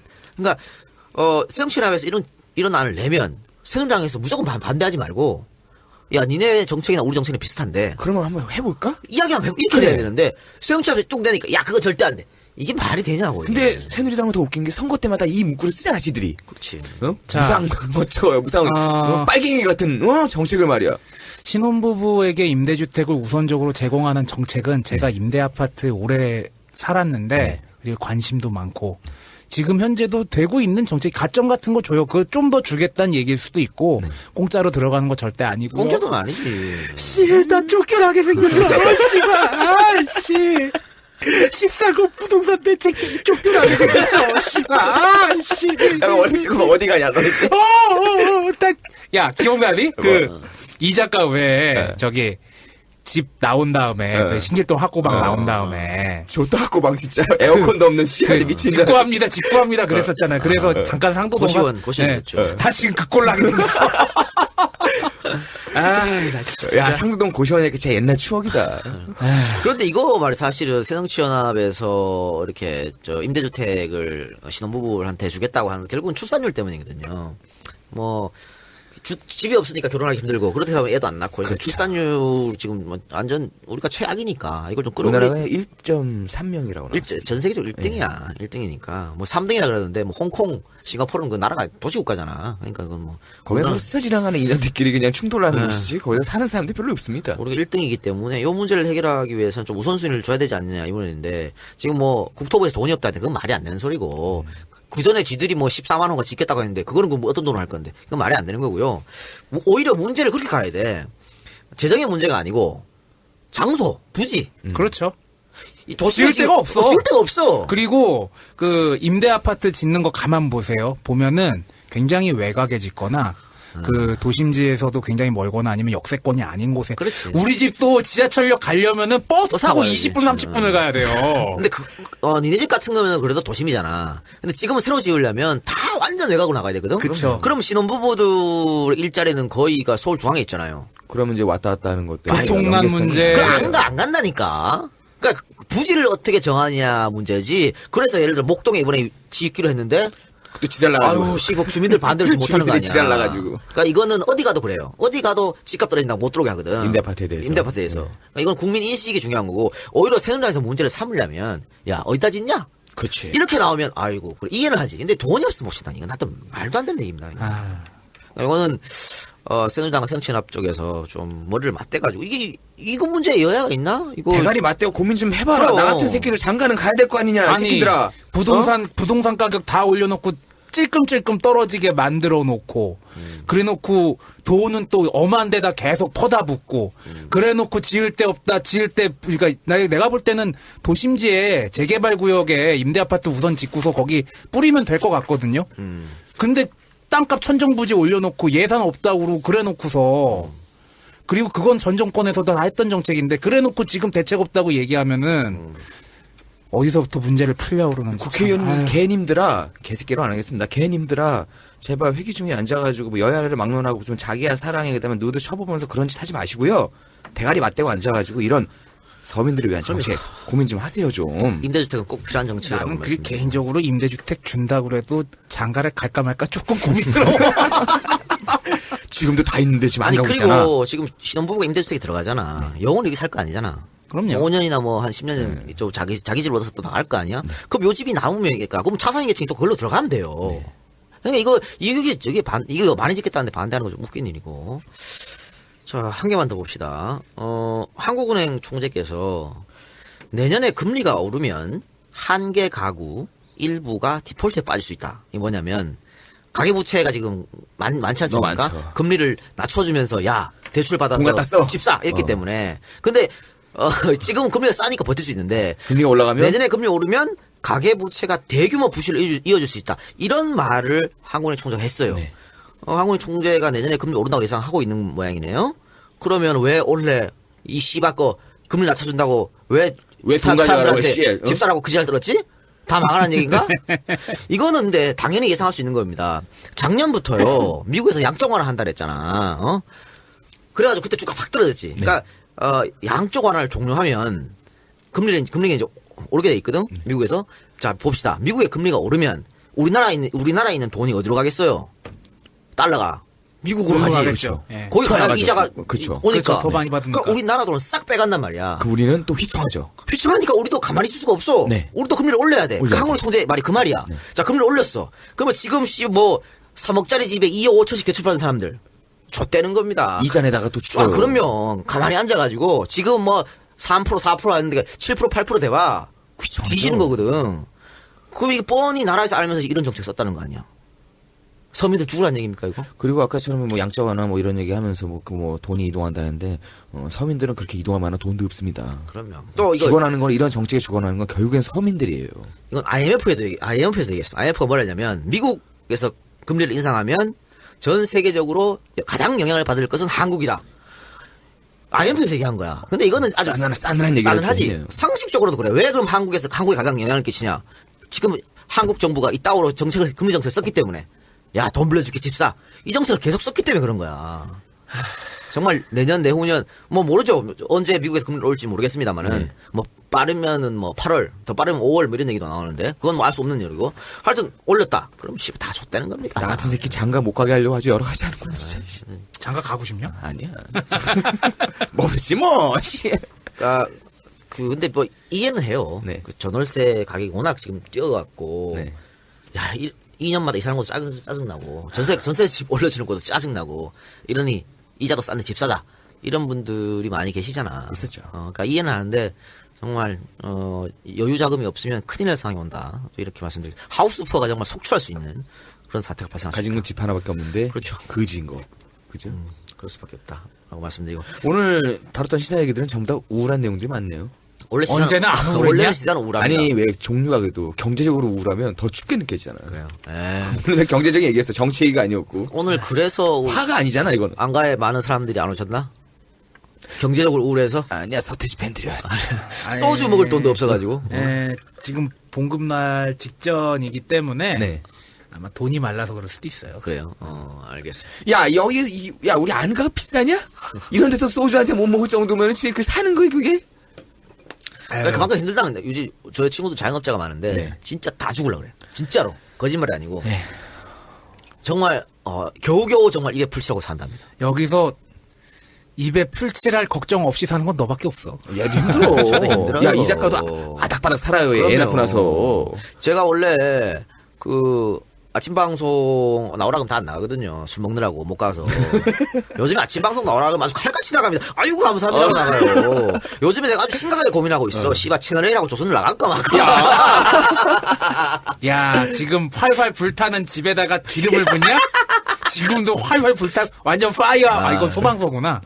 아주 심각하게 지금 생각하고 있습니다. 그래서 존나의 출연료를 존나 크게 불러가지고 안 된 말고. 자꾸 애기 얼굴이 머릿속에 그려지는 거야, 이제. 아, 씨발 힘들어. 그래. 자, 알겠습니다. 자, 시사 문제는 거기까지 하고. 오늘 방송 본격적으로 한번 들어가 보도록 하겠습니다. 본격적 판속이 52분째. 예. 오늘은 풀무원 특집을 한번 하겠습니다. 뜬금없이 풀모는 뜬금없이 풀무원. 내가 볼 때는 가만히 생각을 해봤는데 이 작가가 최근에 책 집필주의인데 그 연장선이 아닐까. 근데 풀무원은 없어요. 아, 그래요? 재벌 이야기를 쓰는데 풀무원은 없습니다. 하긴 풀무원은 재벌이라고 볼 볼 수는 수가 없죠. 없으니까. 그리고 굉장히 후반에, 그러니까 81년, 82년에 이제 생긴 업체이기 때문에. 청취자 여러분들이 알고 계신 바로 그 풀무원이 맞습니다. 풀무원 두부. 바른 먹거리, 풀무원. 풀무원. 거기입니다. 왜 갑자기 뜬금없이 풀무원 하는데, 기업 특집 우리 오랜만에 하네요? 네. 오랜만에 하는데, 그동안 기업 특집하면 거의 다 이제 욕하고 비난하는, 기아 특집에서 약간 빨아줬고. 그렇죠. 오늘도 약간 빨아줄 생각입니다. 욕먹어, 이 새끼야. 와이로 먹었냐고. 풀무원은 빨아줘도 돼. 자. 근데 사실은 이거를, 왜 하게 된 거야? 니들은 알지도 몰라. 내가 정봉주 전 의원 구속되는 날, 네. 2021년 12월에, 도탈에 글을 하나 썼어요. 네네. 정봉주 구속되는 날 응원하러 가졌던 낙곰수 팬들을 향해서 조금 비난하는. 네, 쓴소리로. 기억나네요. 기억나지? 네. 그런 글을 한번 썼어요. 사석에서도 얘기했어요. 네, 쓴 적이 있는데, 왜냐면은요, 일단은 검찰청사 앞에 가서 정봉주 보면서 배웅하고 눈물 흘리고 그 엄동설하래. 네. 12월달 아닙니까? 얼마나 추워. 너무 고맙지. 그건 좋았단 말이야. 근데 다 이제 한 명 이제 연단에 올라서 이야기하고 당시 이제 민주당 대표가 원혜영 씨였지. 네. 원혜영 의원이 단상에 올라가는데 와 야유가 내려가라 그러고 그러고 막 그러더라고. 야유하는 이유가 있을 거 아니에요. 아니 이제 정봉주 안 지켜줬다 이거. 안 지켜줬다. 그런데 민주당에서. 이해는 해요. 그럴 수도 있겠지. 근데 전 그거 보면서 저분들이 원혜영이 누군지 알면 저럴 수 있을까라는 생각이 들었거든. 그러니까 원혜영을 모르는 상태에서 어. 민주당 당대표니까 원내대표의 당대표예요 당시. 그래 당대표였을 거야. 아, 당대표니까 그 당대표에게 요구를 한 거지 원혜영에게 야유를 보낸 거는 아니라고 그러니까 원혜영을 생각해요. 몰라서 그랬다는 거야. 그러니까 원혜영이 어떤 사람인지 알았으면 절대 그렇게 못합니다. 저도 그거 보고 이해가 안 됐어요. 그렇지. 왜 저러지? 그것도 또 정봉주 의원이랑 저 김용민 PD가 하지 말라고 막 그랬단 말이야. 조용히 해달라고. 이거 야유를 좀 손가락으로 멈춰주십시오라고. 그런데도 계속 그랬어요. 그러니까 그때 보면서 느꼈던 게 낙곰수 팬들이 정통적으로 이렇게 정치를 좋아하거나 그런 분들은 아니구나. 뭐 가볍게 낙검수를 통해서 정치에 갑자기 이렇게 됐구나. 그러니까 원행을 관심 모르지. 가진 분들도 있겠죠. 그래서 조금 그게 내가 좀 화가 나가지고 네. 락에 이제 그런 이제 도탈에 그런 걸 쓴 적이 있는데 그런 정치에 대해서 관심이 없다가 가볍게 좀 캐주얼하게 정치에 관심을 가지기 시작한 건 동기가 어찌됐건 그건 낙검수의 정치에 관심을 순기능이었죠. 가지는 건 좋은데 낙검수의 매우 좋은 기능이죠. 만약에 뭔가 모르는 게 있었으면 점점 알아가는 노력은 있어야지. 그러니까 도탈에 예. 내가 그런 걸 썼을 때 도탈 멤버들도 저도 몰랐어요. 이런 분들도 꽤 계셨고 또 아니 그럴 수 있는 거 아니야? 야유할 수 있는 거 아니야? 뭐 그렇게 또 사실은 도탈에서 제가 네임드가 있기 때문에 제가 그랬으면 저한테 별 발을 안 하시거든요. 그렇죠. 안 하는데 그때는 좀 그렇게 하시더라고. 그리고 어쨌든 그랬는데 좀 얼굴이 좀 화끈거렸으면 저는 그거 보면서 내가 막 얼굴이 빨개지더라고. 저 원혜영한테 저러면 안 되는데라고. 그러니까 뭐냐면 원혜영 의원은 사실 정봉주보다도 훨씬 더한 100배 1000배 그런 핍박과 소름을 받은 사람이고 민주화 운동 당연히 더 많이 했었던 거고. 민주화 운동하느라고 대학을 거진 20몇 년을 다녔을걸요? 대학도 졸업 못하고 뭐 사실 그 풀무원 넘긴 이유도 그거예요. 당시 전두환 정부가 야 너 씨 원혜영이 저 풀무원에서 돈 벌어가지고 민주화 운동하는 거 아니야? 이런 말 그런 게 있었거든. 그래서 친구한테 넘겼지. 그래서 친구한테 넘긴 거야. 하여튼 그랬었고. 오늘 보면 풀무원 플러스 그 안에는 원행이 있죠. 예. 그러니까 풀무원이 원행이 만들었으니까 네. 당연히 나오겠죠. 혜영이 형 한번 나와줘요. 근데 혜영이 형 잘 몰라 사람들이. 당 대표까지 했는데도 잘 몰라. 사람이 원래 이렇게 너무 나대는 유해. 성격이 아니야. 너무 유약해. 형 좀 정치인 좀 유약하면 안 돼요. 이 마포구에 있는 저기 청래형처럼 해야죠. 그렇게 해야 돼요. 정치는 그렇게 해야 돼. 우리 EJ처럼 악플 존나 날리고 그래야 됩니다. 청래형 봐봐. 예전에 우리 광장에 있을 때 EJ가 뭔지도 모르고 지나가다가 사람들이 뭐 쓰고 있으니까 나도 써야지 와가지고 우리가 인사하고 조합 원서 쓰고 가입하고 갔어요. 월조합비 안 내고. 안 내고. 그 형 약속은 지켜야지. 우리 대철이 형의 바른음원 협동조합. 바로 돈 쐈지. 29자 바로 하잖아 우리는. 네, 우리 말 떨어지면 바로 콜이야 우리는. 그런 것 좀 청래 형 배우세요. 그래 그렇고 하여튼 그렇게 좀 그 군부도 박정희 전두환 시절에 민주화 운동을 했던 사람이니까요. 그리고 2번이나 구속됐었잖아요. 그리고 또 이 양반이 정말 원칙 주장이 뭐냐면 대중형이 당 깨고 나갈 때 네. 그 새정치연합만 당 깨고 나갈 때 대중형 따라가면 그냥 국회의원 되는 거야. 근데 그 뺄셈 정치다 하면서 안 따라가고 남은 거 아니야. 노무현하고 뭐 연혜영 몇 명 남아가지고 예. 싹 다 떨어졌지. 그러니까 그런 사람입니다. 그러니까 자기 이익을 위해서 뭐 이렇게 한 사람이 아니에요. 그러니까 좀 대단한 사람이고 또 이 양반이 풀무원에 발 뺄 때 풀무원 주식을 한 20억 정도 있었어. 오 엄청난 재산인데요. 그거 다 사회 환원했습니다. 야 이러기가 쉽지가 않은데 아유, 아무리 정치 욕심이 있든 정치 뜻이 있든 뭐가 한다 하더라도 그렇지 뭐 그렇게 힘들어요. 저 뭐 이명박처럼 뭐 오른쪽 주머니 빼서 왼쪽 주머니 넣고 그건 아니야. 인마이 포켓이 그분은 이제 이거 삶의 정서인데. 다 사회 환원이었고 자서전 쓰대더라야. 아 그래? 두 권 쓰라 그래라 씨. 또 2010년 모치상 때는요 조의금으로 1억 원이 들어왔는데 이것도 시민단체에 기부했습니다. 야. 기부했고 자서전 출간으로 받은 인쇄도 노숙자 관련 잡지 비기슈인가? 네, 거기에 기부했습니다. 그러면서 국회의원들의 세비를 지금보다 30% 삭감해야 한다. 이렇게 주장했던 사람이 원혜영이에요. 야, 그 당내 우군이 별로 없겠다. 그렇죠. 그렇지. 근데 이 양반 지금 어디 사냐? 전세 삽니다. 전세값, 그것도 전세값이어서 대출 받았어요. 2009년도에 전세가 1억 4천만 원짜리 집에 살았는데 집주인이 4천만 원 올려줘. 이래가지고 돈이 없어가지고 신용대출 받아서 전세가 올려준 사람입니다. 아, 근데 전세가 1억 4천이면 그렇게 큰 차이 아니잖아요. 2009년이니까. 그죠? 지금보다는 좀 싸겠죠. 거기다 부천이니까. 네, 부천이니까. 네. 근데 지금은 모르겠어. 지금은 자기 집이 있을 수도 있어요. 왜냐면 당시 그러니까 지금 아버지가 작년에 돌아가셨거든요. 네. 근데 아버지가 조그만 집이 있었다고. 그걸 이제 물려받았을 상속을 수도 했을 수 있다. 있어요. 그러니까 자기 집이 있을 수도 있는데 하여튼 그 당시에는 없었다고 하는 겁니다. 근데 그러니까 이런 사람인데 어떻게 거기서 야유를 할 수 있냐 이거지. 그래서 조금 안타까웠다라고 하는 거고. 그래서 이제 내가 EJ에서 언젠가는 원혜영 풀무원 얘기를 해야겠다라고 생각했는데 마침 지금 한번 하는 겁니다. 자, 그냥 이게- 원혜영하고 풀무원만 하면 좀 약하니까 앞에 서태지를. 근데 서태지 얘기를 안 하면 또 그렇잖아. 그렇게 팟빵에서 난리가 났는데 아무 말도 안 하면 그러니까. 자, 풀무원하고 원혜영을 알려면 일단 원혜영의 부친 원경선을 알아야 됩니다. 예. 사실 이 양반이 대단한 양반이지. 자, 1914년 평안남도 중화군에서 빈농의 자식으로 태어난 사람이 원경선인데요. 원경선의 아버지는 그러니까 원혜영의 할아버지겠죠. 술로 세월을 보내는 사람이었다. 쇠작 같은 사람이었겠네. 왜 나야? 가정에 충실하지 않고 처자식 내버리고. 야, 이 개새끼야. 있지도 않은 남의 미래를 갖다 네가 왜 설정을 하고 지랄이야, 이 개새끼야. 지금도 여자도로 살아가고 있잖아요. 뭔 그래서 어린 원경선은 지독한 가난에 시달려야 했다. 근데 이런 원경선이 새로운 세상을 본 것은 그의 나이 11살 때 어머니와 이모를 따라가지고 우연히 들른 교회 때문이었습니다. 교회에 숨기는. 그렇죠. 네. 우리가 교회 얘기하면서 칭찬하는 건 아마 유일한 최초이자 마지막에 아니. 또 칭찬 적 있습니까? 교회에 대해서? 그 문익환 목사 그죠, 때. 문익환 목사 있었네요. 얘기했잖아요. 예. 장준하 선생. 예. 많았네요. 많았네요. 우리는 특정 교회 내에서도 그 탐욕을 꿈꾸는 특정 파를 싫어하는 것 같아. 그래요? 네.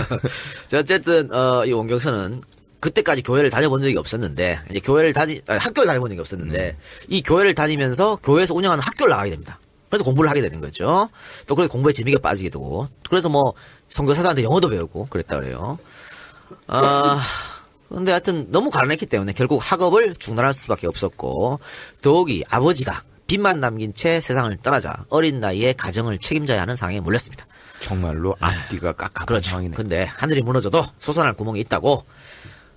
이런 원경선에게 초절이 24년 원리금 균등 상황이라는 최고의 조건에 영농자금 대출이 나옵니다. 이거 그냥 공짜로 주는 거죠. 네. 24년이면. 요렇게 요새 이렇게 아파트 대출을 해주잖아, 이씨. 요즘은 24년은 절대 안 되고요.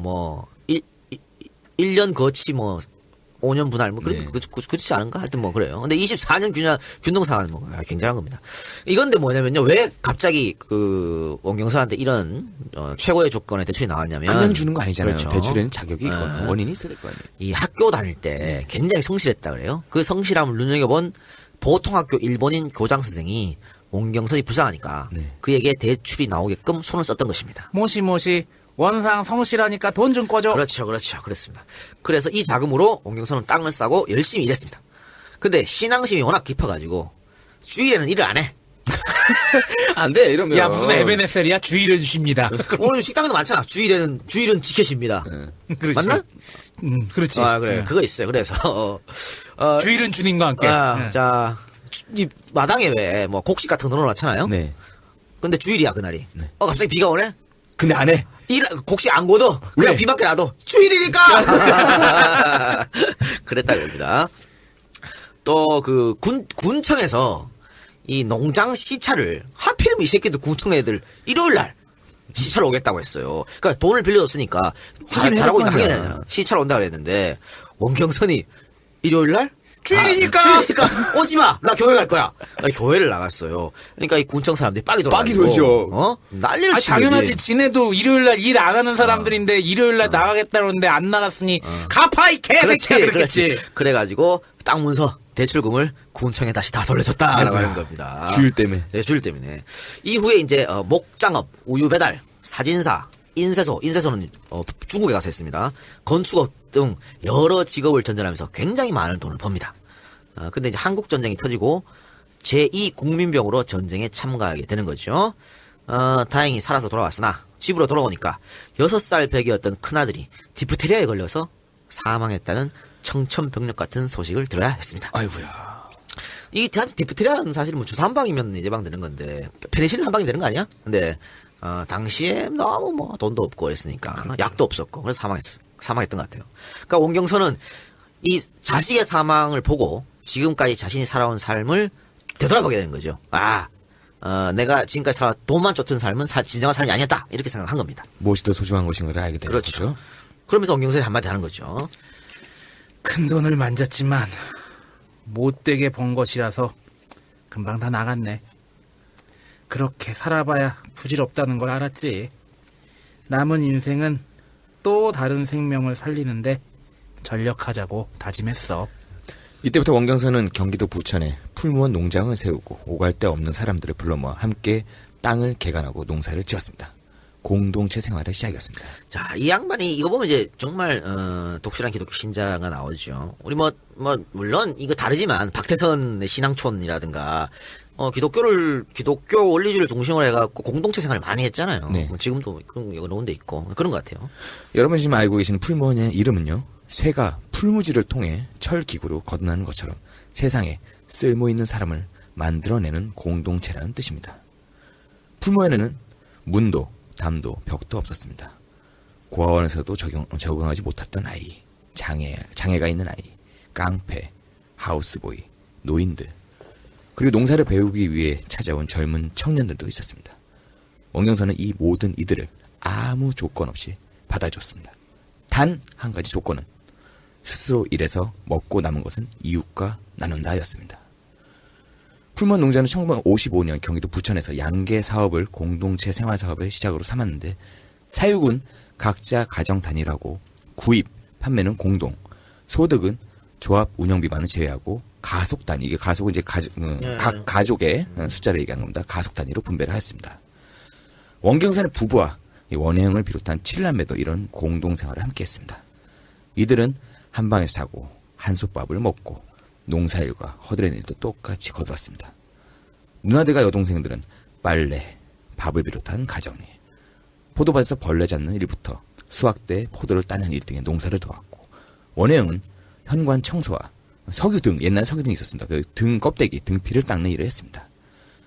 이 누나들은요, 누이들은 아침에 학교를 갈 때 여자들이잖아. 교복을 갈아입어야 되는데 갈아입을 곳이 없는 거예요. 아니 뭐 다 공동체 생활을 하니까. 그래서 원경선의 자식들은 이런 얘기를 했습니다. 감자와 고구마로 끼니를 때워도 좋으니까 제발 우리 식구끼리만 살았으면 좋겠다 라는 소망을 가지기도 했습니다. 사춘기를 여러 사람들과 함께 보냈으니 충분히 이해할 만한 이야기입니다. 같은 거죠. 사춘기 때 사실은 그냥 오빠하고 뭐 이런 것만 있는 거 짜증나는데 그렇잖아. 예전에 근데 그걸 모르는 생판 모르는 사람들이랑 살아야 되니까. 예전에 우스갯소리 생각난다.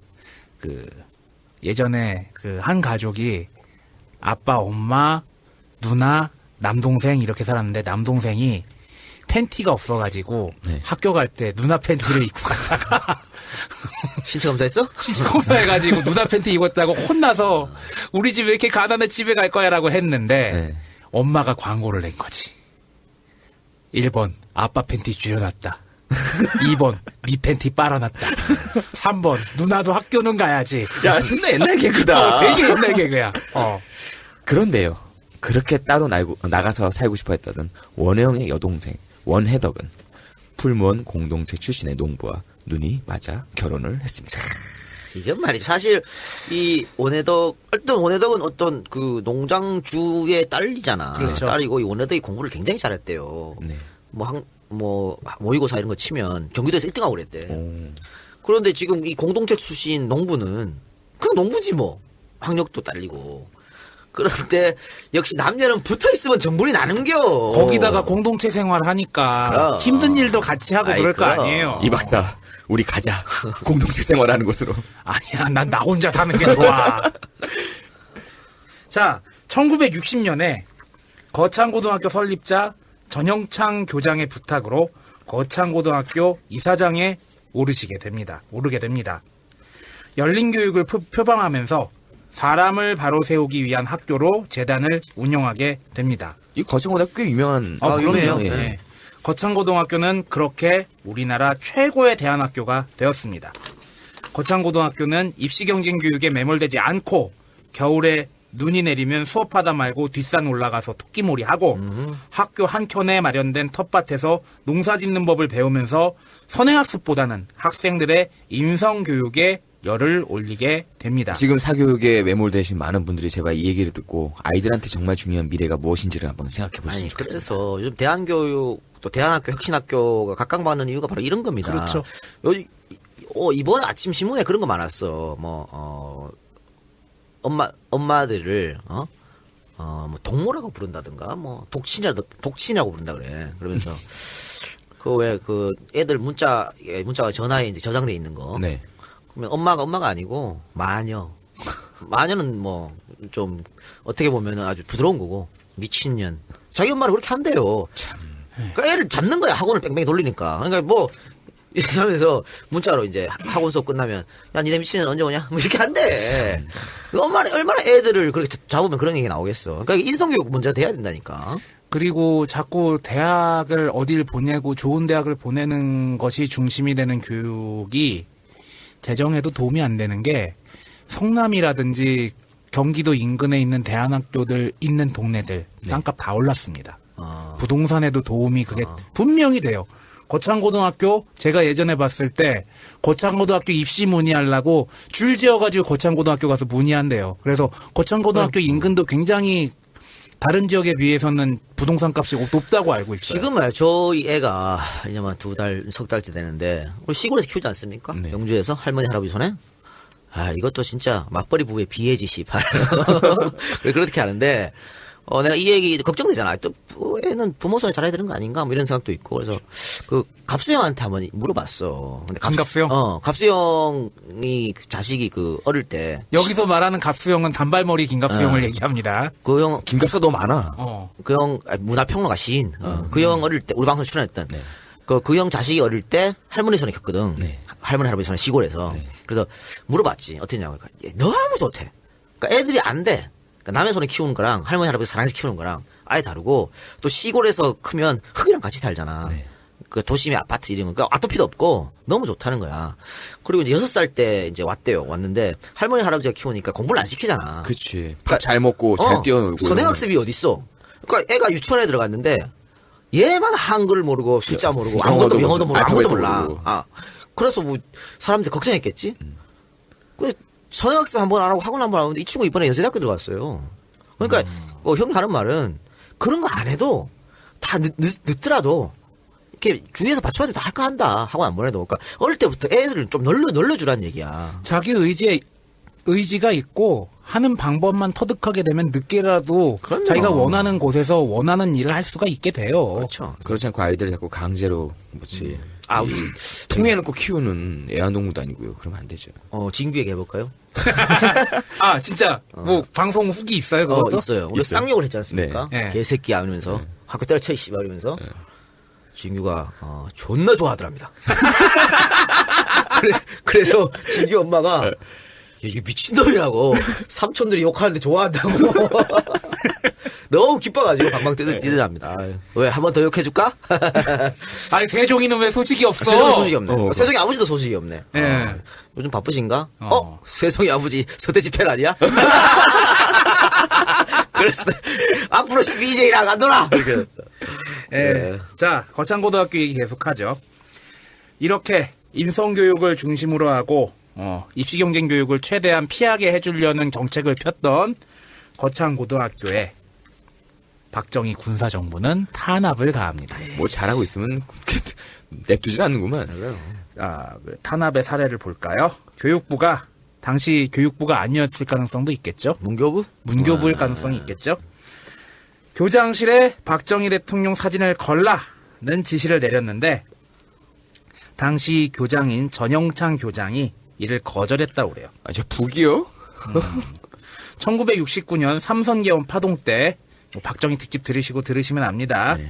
정부 당국은 삼선개헌 반대 데모 행렬에 참여한 거창고 학생 주모자를 처벌하라는 지시를 내렸는데 지금 그 학교 학생들이 장터에 나와 시위를 하고 있는데 교장은 학교에서 뭐 하고 있는 겁니까? 라고 했다고 합니다. 그래서 전영창 교장이 학교 장터로 달려갔다 그래요. 그리고 거창고 학생이 수레에 올라가서 연설을 하는 모습을 오랜 시간 경청을 한 뒤에 조용히 학교로 돌아왔다고 합니다. 학생을 갖다 딱히 거기서 제재를 가지 학생 않고요. 냅두고 혼자 온 거야. 그날 밤에 또 전화가 왔대. 정보당국으로. 정보당국에서 학생들 처벌하라고. 그런데 우리의 전영창 교장 다음과 같은 말을 하면서 그 지시를 거부했다고 합니다. 현장에 가서 우리 학생들의 연설 내용을 다 들었는데 우리가 학교에서 가르친 대로 말하고 있었습니다. 배운 대로 주민들에게 전달한 학생들을 징계할 필요는 없다고 생각하는데요. 야, 참 교장님, 깡 교장님. 대단한 고맙죠. 교장님. 아유. 조까 이거 보신 거죠. 그래서 정부는 거창고등학교 폐쇄하겠다고 협박했는데 거창고 또 한 번 조까 이렇게 가는 거죠. 그러자 교육부, 문교부 어쨌든지 그 교육당국에서 교장 취소 처분을 내립니다.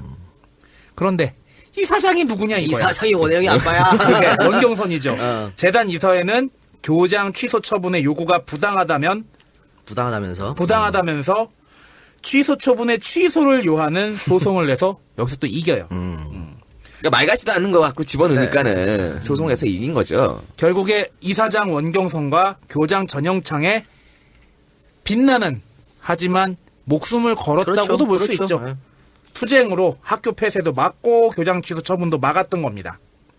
그러나 다음에 들어선 정부는 뻐꺼영. 야, 박정희 가니까 전두환이 왔어요. 그렇지.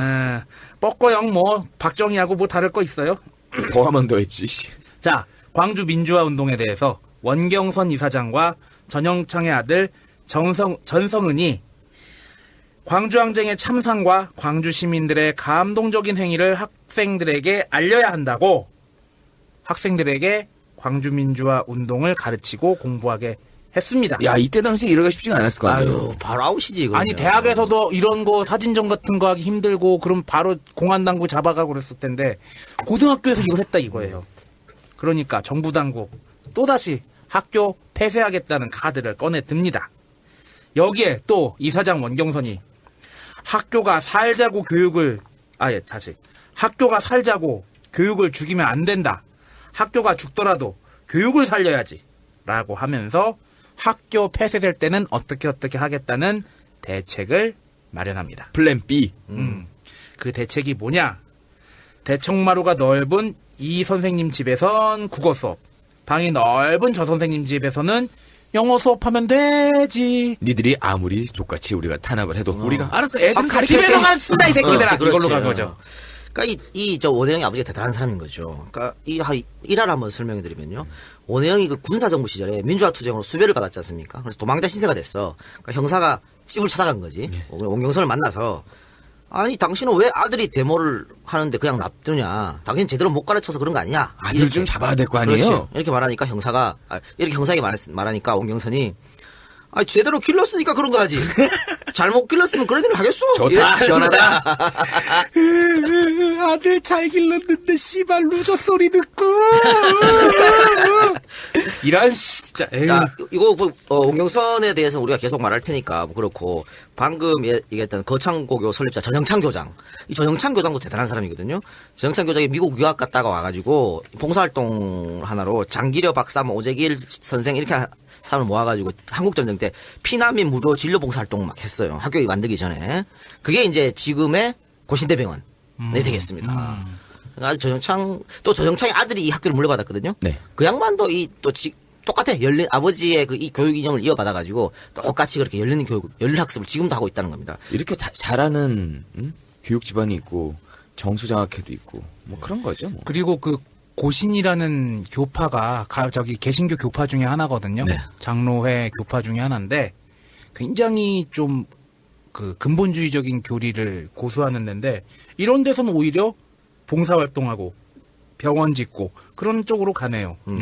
자, 이런 설립자와 그의 아들 원경선 이사장의 열린 교육과 인성교육 덕분으로 지금도 거창구는 명문으로 불리면서 경남의 자랑거리가 되었습니다. 근데 인성교육만 한 게 아닙니다. 인성교육을 하면서도 대학 진학률은 높았습니다. 거창고는 1년 내내 축제를 여는데요. 4월에는 문예와 운동 위주의 4월 봄 예술제를, 그리고 6월에는 봄 소풍을 떠나는데 이 봄 소풍은 일반 학교의 소풍과는 좀 다릅니다. 지리산이나 구천동 계곡에서 전교생이 야영하는 방식으로 소풍을 하는 것입니다. 아까 말씀드렸던 저기 봄 예술제인데요. 3일 동안 학업을 전폐하고 와, 전폐란 말이 이렇게 멋있을 수가 있네요. 시금을 전폐한다는 그렇죠. 얘기만 있는데. 학생과 교사는 물론 졸업생과 학부모까지 다 참여해서 이 개교 때부터 함께 내려온 전통입니다. 한 학생이 무조건 운동 경기 한 종목 이상은 참가해야 했습니다. 이렇게 안 하면 또 뒤에 가서 뭐 응원한다고 또 안 빠지고. 보고 그렇게 되거든. 그러니까 다 참가해가지고 학생 주체가 되는 그렇게 되는 거죠. 또 9월에는요, 가을 예술제를 열어가지고 이틀 동안 방과 후에 연극 경연과 합창 경연은 실시를 합니다. 그리고 12월에는 한나눔터 이웃돕기 바자회를 엽니다. 우리 학교는 제가 건대 보러 왔는데 우리 축제가 없거든요. 그래서 이런 얘기 들으면 참 부러워. 축제라는 게 무조건 노는 건 아니잖아요, 또. 근데 이렇게 하면서도요, 졸업생의 25%. 사실 이거 우리 얘기하면 별로 안 좋아합니다. 졸업생의 25%가 스카이에 들어가고요. 75%는 수도권에 진학을 합니다. 이거는 뭐 이제 25% 포함된 네. 숫자입니다. 야, 진짜 잘 그러니까 보낸다. 이거 우리가 싫어하는 얘기는 왜 이런 말을 하냐면 뭐 서등학생 안 시키고 이렇게 인성교육하고 뭐 맨날 축제하고 공부 안 시키는 욕할 게 아니라니까. 오히려 이게 성적도 올리는 애들 그럼요. 동기부여를 해가지고. 물론 우리가 스카이를 욕을 합니다만요. 이렇게 학교가 지금 뭐 이 작가 얘기한 대로 아니 스카이를 욕하진 않지. 이 문화, 이 스카이 매몰된 이 문화를 스카이라고 보면. 부르는 자체. 그렇죠. 그 그거 스카이 자체- 나온 족 같은 새끼들. 음. 자, 그리고요. 진학이 어려운 학생을 위해서 학교 전용 운전 연장에서 방과 후 실습을 해서 운전 면허증을 따게 합니다. 이 친구들은 이제 이거라도 졸업하고 나면 따가지고 그렇지, 그럼. 먹고 사는데 도움이 되라고. 다른 사람들보다 한 발 빨리 사회 나가라는 얘기죠. 거창고에는 담도 없고 교문도 없었습니다. 왜 교문이 보이지 않느냐라는 질문에 학교 측은 열린 학교인데 굳이 교문이 필요합니까? 라는 대답을 하고 있습니다. 입시 경쟁 위주의 그리고 주입식 교육의 폐해를 고스란히 안고 있는 우리가 한 번쯤은 생각해 볼 필요가 있는 교육 방식이라고 생각을 합니다. 저는 한 번이 아니고 두 번, 세 번, 10번도 한번 생각해볼 방식이라고 보고, 뭐, 1시간, 반이 다 돼가는데, 여기서 1부를 마칩시다. 1부를 마치고 2부에서 계속 하기로 하고, 갑자기 생각는데 박정희 전두환 얘기하니까, 네. 우리 서태지 특집 하고 나서 말이죠. 네. 쟤들 서태지를 왜곡했기 때문에 박정희 전두환에 관해서 얘기한 말한 것도? 것도 못 믿겠다 그러더라고. 네, 참, 진짜, 반인 반신도 아니고, 진짜. 나중에는 우리 존재 자체를 못 믿는 거 아니야? 살아있는 놈들이 아니다 말하는 거 아니야? 그러니까, 그런 우리 팬이, 그런 사람들 우리 팬일 리가 없다니까? 알약 좀 드셔보세요. 그 매트릭스의 세계에 빠져 있을 수도 있으니까. 예, 노래 곡 듣고 오겠습니다. 풀무원에서 그런지 마침 곡물과 선식과 관련된 업체의 광고가 들어왔네. 제가 다 골라서 하는 거예요. 센스쟁이. 예, 제목이 곡물생활입니다. 네. 그 생산자하고 계약을 해가지고 네. 약품 처리하지 않고 바로 또 보관했다가 또 소비자하고 다이렉트 연결시켜 주는 생협을 하고 계시다 그러네요. 그래서 굉장히 오래 했답니다. 야, 우리 협동조합도 지금 아니다. 아니 우리 협동조합 할 때쯤 되면 여기서 광고 아웃되니까 괜찮아. 하여튼 뭐 22년 동안 해왔다 그러니까. 그러면 꽤 신뢰가 있는 거예요. 네. 지금 이제 이분이 하신 지는 한 5년. 그러니까 아버지하고 뭐 대를 이어서 하는 것 같은데. 뱃속에 아이가 이제 5개월 됐다니까. 많이 여러분들 애용해 주시기 바랍니다. 곡물 생활. 네네. 뭐뭐 팔죠? 뭐 잡곡. 잡곡. 잡곡 다 판다 그래요. 또 선식, 뭐 이유식, 채식도 있고. 그러니까 채식은 내가 별로 안 좋아하네. 하지만 채식하면 몸에 좋으니까 채식도 많이 아마 채소나 그런 걸 많이 요즘은 일반 가정에 흰 쌀밥보다 거의 잡곡 많이 드세요. 잡곡 많이 먹죠. 먹는데 또 못 믿잖아. 그게 중국산이 어떻게 알아? 그렇지. 그러니까 국산 잡곡이라고 하니까 여러분들 많이. 제가 아침에 애용해 출근하기 주시기 바랍니다. 전에 뭘 먹고 싶어도 아침에 입이 좀 깔끌깔끌 시간도 없잖아요. 선식이 그럴 때 참 좋거든. 내가 한번 구매를 해가지고 먹어봐야겠다. 그렇게 하십시오. 자, 주소 한번 소개시켜드릴까요?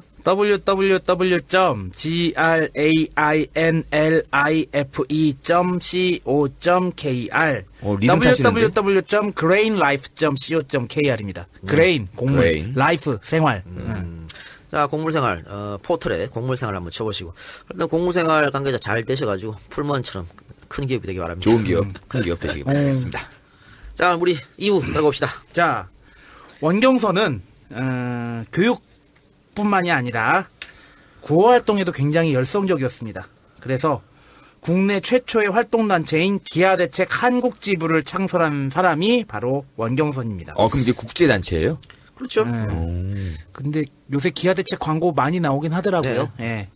원경선은 2초에 한 명씩 사람이 굶어 죽는다는 기아대책 미국 지부장의 말을 듣고서 깨달은 바가 있어서 한국에 돌아와서 한국지부를 창설합니다.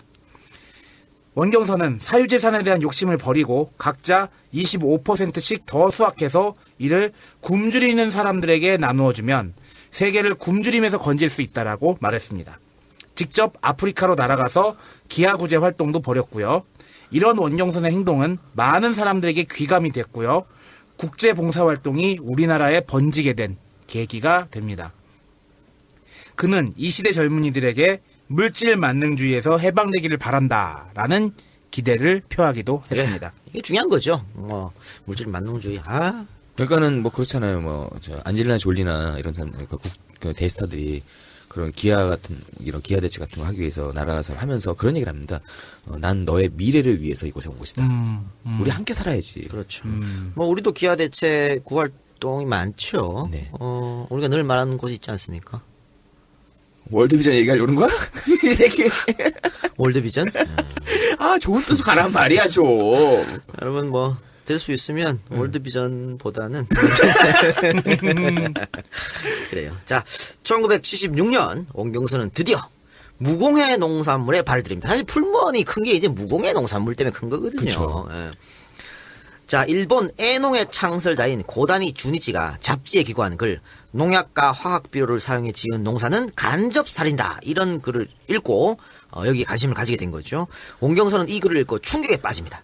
아니 농약과 화학비료 없이 어떻게 농사를 지어? 그지? 여기에다가 또 그렇게 하면은 사람 건강에 도움이 된다고 하니까 당연히 놀랄 수밖에 없었겠죠. 자, 원경선은 무작정 일본으로 고다니 주니치를 찾아갔습니다. 고다니는 원경선에게 일본은 무분별한 농약과 화학비료를 사용해서 생산 증대는 꽤 했지만 토질과 수질이 오염되고 생태계가 파괴되었으며 사람의 생명도 위협을 받고 있습니다. 한국은 이에 빨리 대비해야 합니다. 과거 일본이 한국에 많은 죄를 지은 것을 사죄하는 마음으로 드리는 부탁이니 하루빨리 유기농업을 시작하십시오라고 말했습니다. 이에 원경선은 그동안 했던 양계석 중단하고 원래는 다 키웠었어요. 그렇죠. 그린벨트로 더 이상 확장이 불가능한 부천을 떠나가지고 4만 8천 평의 토지를 구입, 경기도 양주군 희천면으로 농장을 옮기고 국내 최초로 화학비료와 제초제를 사용하지 않는 유기농업을 시작했던 것입니다. 근데 이게 쉽나 씨발? 쉽지가 않죠. 어렵지. 안 해본 거에다가 그럼. 유기농인데. 농약 뿌리면 쉬운데. 그렇지. 뭐 잡초 손으로 잡초, 뽑을 걸레, 거 그럼. 몇 번 칙 뿌리면 다 죽는데. 또 비료. 이 비료 안 쓰면 다 거름으로 해야 되거든. 그래서 여러분들 착각하는 게 우리 군대에서 정말 무식한 고참들이 있어. 네. 똥만 싸면 그게 거름이 된 줄 알아. 그지 생똥 갖다 뿌리면 죽어요. 그 똥이야, 그거는. 똥이야, 그거는. 그거를 거름으로 만들어야지. 네, 아주 발효시켜가지고. 무식한 것들. 똥은 독이요. 독 떨어진다고 그러잖아. 그게 힘들잖아. 그래서 그 첫 해에 손실을 엄청나게 발생을 했다 그래요. 그러니까 화학비료 치지 않고 거름으로 농사를 지니까 일단 일손이 2배로 들어가지 않겠습니까? 당연히 임금도 나갈 테고 또 농약을 쓰지 않은 농산물은 벌레가 파고들죠. 근데 지금이야 뭐 구멍 뚫고 이러면 뭐 유기농 농산물 좋아하지만 옛날에는 아웃이야 버려야 돼. 벌레 먹었으면. 그렇지. 네, 요번에 요새 저기 집에서 출근을 하잖아요. 네. 김장한다고 밤을 깎으래. 새벽 1시까지 밤을 깎았는데 아직까지도 벌레가 꿈틀꿈틀 대고 있더라고. 나중에 알고 보니까 지금 가족들이 직접 밤을 주워가지고 그 밤을 깎으라 그런 거더라고. 근데 그런 거 몸에 좋죠. 그래요. 옛날에 김장할 때 배추 막 벌레 나고 버리고 그랬어요. 네. 근데 요즘은 좋아하잖아. 배추 인나비. 그러니까 어쨌든 이 벌레가 파고들어서 구멍이 여기저기 났고 이렇게 그러니까 소비자가 이 물품을 철저히 외면합니다. 맛없어 보인다고. 그러니까 첫 해 손해를 굉장히 받고 그 다음 해도 마찬가지였습니다. 그나마 적자를 면하기 시작한 것은 유기농사를 지은 지 3년이 지나고 나서였습니다. 야, 그래도 버텼네요. 그렇죠. 또 가끔 언론에 보도가 되었고 이 언론 보도를 보면서 일부러 양주 농장까지 찾아와서 무공해 제품을 사가는 사람들도 생겨나기 시작했습니다. 원경선의 아들 원혜영은 여기에 착안을 합니다. 그러니까 야 몸에 좋으면 일부러 먼 곳까지 와서 사가는 사람이 있구나 이렇게 생각을 해서 여기에 제품의 경제력이 있다고 생각하고 건강을 생각하며 새로운 것에 거부감이 없는 사람들이 있는 곳에 오픈 매장을 내자 이런 결심을 하게 되는 거죠. 그래서 압구정동이었어? 그렇습니다. 그래서 압구정동을 가게 된 겁니다. 1981년 5월 서울 압구정동에서 풀무원 농장 무공해 농산물 직판장이라는 아주 조그만 지금이야 말하면 야채 가게가 되는 거죠. 그 채소 가게를 열게 됐습니다. 이것이 바로 풀무원 식품의 출발점이었다고 하는 거죠. 말 그대로 그 끝은 미약했으나, 시작은 미약했으나 끝은 창대하리라고 이런 걸. 이게 3년 뒤에 이제 주식회사 풀무원 식품이 되었는데요. 네. 그러니까 이게 뭐냐면 사실 풀무원 식품의 뭐 창설자라고 할 수 있습니다. 원경선이라고 할 수 있겠지만 실질적으로 이걸 가지고 회사를 만든 사람은 바로 원혜영이라는 거지. 그래서 지금 창립자가 원혜영으로 돼 있는 거예요. 자, 원혜영은 채소, 과일, 또 항생제 먹이지 않는 닭이 낳은 달걀. 이건 자연 무공해잖아. 손 안 대고. 네. 이런 식품부터 콩나물, 두부 등 가공식품도 유기농 제품으로 만들기로 결정했습니다. 그러니까 풀무원이 뜬 건 콩나물, 두부 때문이죠. 그렇죠. 네, 그렇죠. 우리가 뭐 풀무원 하면 두부 이렇게 하잖아요. 그러니까 신선함과 깔끔함을 유지했다는 점이 소비자에게 어필해서 풀무원의 매출은 급성장합니다. 여기에 이제 재밌는 것은 이제 회사 커갔지 않습니까? 네. 그러니까 원혜영의 민주화 동지들 네. 어디가 빨간 딱지 때문에 취직 못하는 풀무원에 합류를 하는 거죠.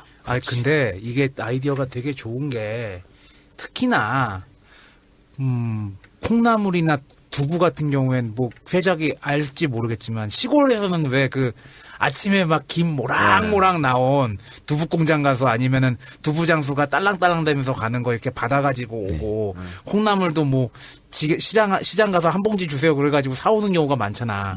이게 유기농의 브랜드화까지 시켜가지고 그리고 개별 고부가 가치가 된 거네.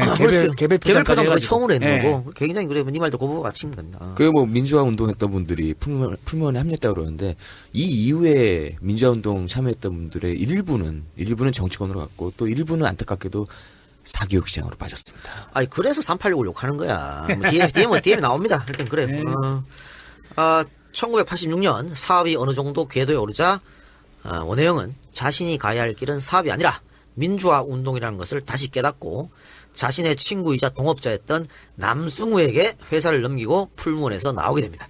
그러니까 공동 창업자죠. 네. 남승우 씨하고 둘이 같이 창업했으니까. 보통 친구가 동업하면은 되게 힘든데 야 툭툭 털고 나오는 것도 참 다 대단하다. 남승우한테 넘기고 나왔어요. 네. 그리고 이제 자기가 갖고 있는 지분은 팔아가지고 네. 사회에 기부했고. 네. 자, 그리고 이제 원혜영이 나온 이후에도 풀무원은 바른 마음 경영, 바른 먹거리 캠페인 등 윤리 경영으로 소비자들의 신뢰를 받았고 기업은 크게 성장했습니다. 자, 근데 우리가 기업 특집을 하면서 나쁜 기업한테도 좋은 점이 있는 건 또 얘기를 하고요. 좋은 기업에도 문제가 될 부분이 있으면 얘기를 합니다. 여기서 살펴봐야 될 것이 있습니다. 풀무원의 노동조합 탄압입니다.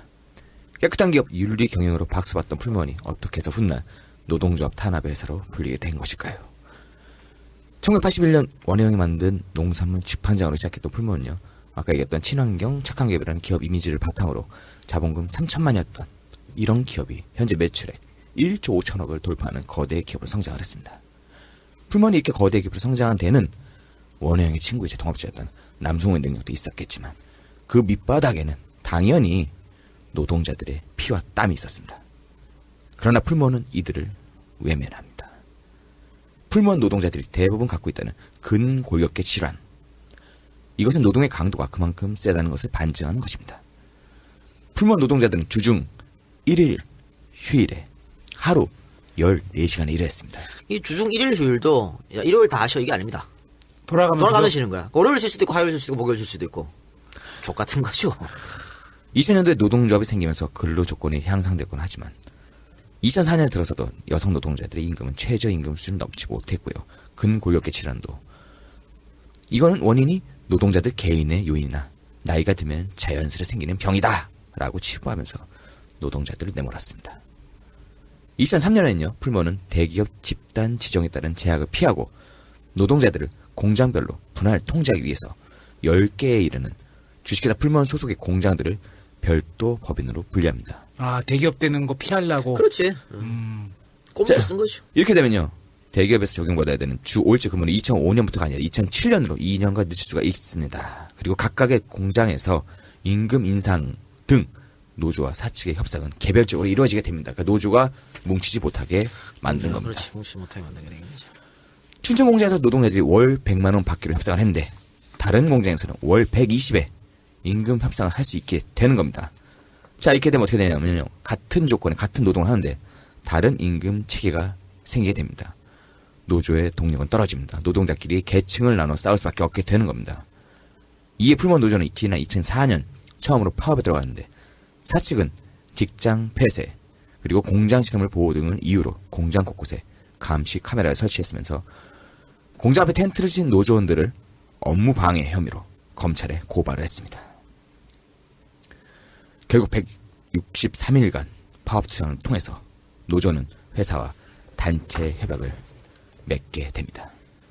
그러나 풀무원은 어렵게 맺은 단체 협약을 곧바로 깹니다. 이 단체 협상 규정상이요. 노조 임원을 업무 전환 배치할 때는 노사가 꼭 합의토록 되어 있습니다. 근데 풀무원은 이를 지키지 않고요. 멋대로 노조 수석 부위원장을 전환 배치했고 이에 대해서 항의를 하자 2005년 5월 21일 해고를 했습니다. 노조 전임이 따로 있죠, 원래. 네, 그렇죠. 또 2007년에도 같은 내용으로 노조 전 위원장을 해고를 합니다. 이에 노조는 법원에 부당 해고 구제 신청을 제기했고요. 5년이 지난 2010년에 대법원으로부터 부당 해고 판정을 받아 복직을 할 수 있게 됩니다. 하지만 이 기간 동안의 노동자들의 고통은 엄청났을 겁니다. 대법원은 판결문에서 사용자가 인사처분을 함에 있어 단체 협약상 노동조합의 사전 합의 조항이 있는 경우에는 그 절차를 거치지 않고 아니한 인사처분은 원칙적으로 무효라며 해고가 정당하다는 원심 판결을 파기하고 사건을 서울 고등법원으로 환송했습니다. 얼마 전에 또 쌍차 또 노동자들 또 얘기가 또 생각나네요. 아니 쌍차 뭐 대법원의 판결을 받았으니 뭐 뒤집을 수 없어요. 뒤집을 수 없는 건데 저는 이거 뭐 현실이 그러니까 그 쌍용 대표가 약속을 한 적이 있거든요. 그 복직을 뭐 판결에 관계없이 복직을 시켜주겠다고. 저는 그 약속을 꼭 지켰으면 하는 바람입니다. 그 판결이 그렇게 났으니까 뭐 우리가 뭐 어떻게 할 수. 그리고 누가 우리 투데지쇼 게시판 와가지고 네. 내가 뭐 대법원은 믿어야 된다고 얘기했는데 쌍차 판결 나니까 어때? 막 그랬는데 제가 얘기한 거는 그나마 이제 사법계 전체에서 제일 양심 있는 기관 중 하나가 그나마 좀 나은 곳이 대법원이란 얘기였지 대법원 말은 무조건 따르란 얘기는 아니었어요. 이 작가 요즘 유행하는 악플 있잖아. 이 새끼 국가수 빠돌이라고. 그래. 자, 근데 이게 좀 안타깝죠. 이거, 참, 오내영 의원이 계속 풀문에 있었으면 이런 일은 안 일어났다고 보는데. 참. 어쨌든, 뭐, 물론 동업을 했습니다만, 그래도 자기 이름이 들어가 있었잖아요. 오내영 의원, 또 오내영 의원의 아버지가 일군 회사를 남승우 대표가 이렇게 지금 노조를 탄압하고 이래서 그 사람들의 경영 생각 마인드랑 완전 다르게 가는 거 아닙니까? 회사가 커지는 거는요, 뛰어난 경영자가 필요합니다. 당연히 필요하죠. 하지만 그 밑바탕에는 기본이 되는 거는 노동자들의 피와 땀이 그 모든 것에. 아니, 오내영 부친이 시작을 어떻게 했어요? 공동체 생활이었잖아. 네. 같이 일하고 같이 나눴단 말이야. 근데 지금 이건 뭡니까? 니네 열심히 일하고 돈은 내만 갖겠다는 거 아니에요. 이건 정말 나쁜 거예요. 문제는 되겠습니다. 올해 이 남승우 대표가 회사의 미공개 정보로 차명 계좌 자식들을 이용한 겁니다. 네. 차명 계좌를 이용하고 주식을 거래하면서 차익을 챙긴 혐의로 실형을 선고받았습니다. 전 남승우 대표는 어릴 때부터 고등학교 동창인가 중학교 동창이 그래요. 그러니까 어릴 때부터 원혜영하고 친구 사이였고 그렇기 때문에 그의 부친인 원영선의 창업 정신을 알고 있습니다. 알고 있고 또 그 남승우 대표가 다른 대기업과는 달리 사회 공헌도 많이 사실 했어요. 또 소비자들에게 바른 먹거리를 제공하기 위해 품질 경영에 정말 애쓴 것도 사실 우리 인정해줘야지. 잘한 건 잘한 거고요. 네. 근데 그 원영선이 공동생활체를 처음 시도하면서 유기농 농업을 처음 끌어온 건 노동자도 소비자도 다 한 가족이라는 생각. 돈을 최우선으로 하지 말아라고 했잖아. 그렇죠. 왜 그러는데 우리 남승우 대표가 이런 경영 방식 택한 이해할 수 없네요. 그러니까 원영선과 원영의 기업 운영 방식을 알았다면 이렇게 못하는 건데. 그러니까 보통 보면은 뭐 학교도 그렇고 대학교도 그렇고 사립학교들도 그렇고 기업들도 그렇고 자기가 세워놓고서 자기 거라고 생각해서 자기가 많이 가져가려고 그러는데 그냥 대표이사나 이사장으로서 봉급이나 많이 가져가세요. 왜 그래 자꾸. 그러니까 남승우 자기 거 아니에요. 법적으로. 지금보다는 조금 깨끗한 기업, 또 정직한 오너가 되길 바라고. 안타까운 건 아까 왜 풀무원에 학생운동, 민주운동 하자 많이 들어갔다 했잖아. 네.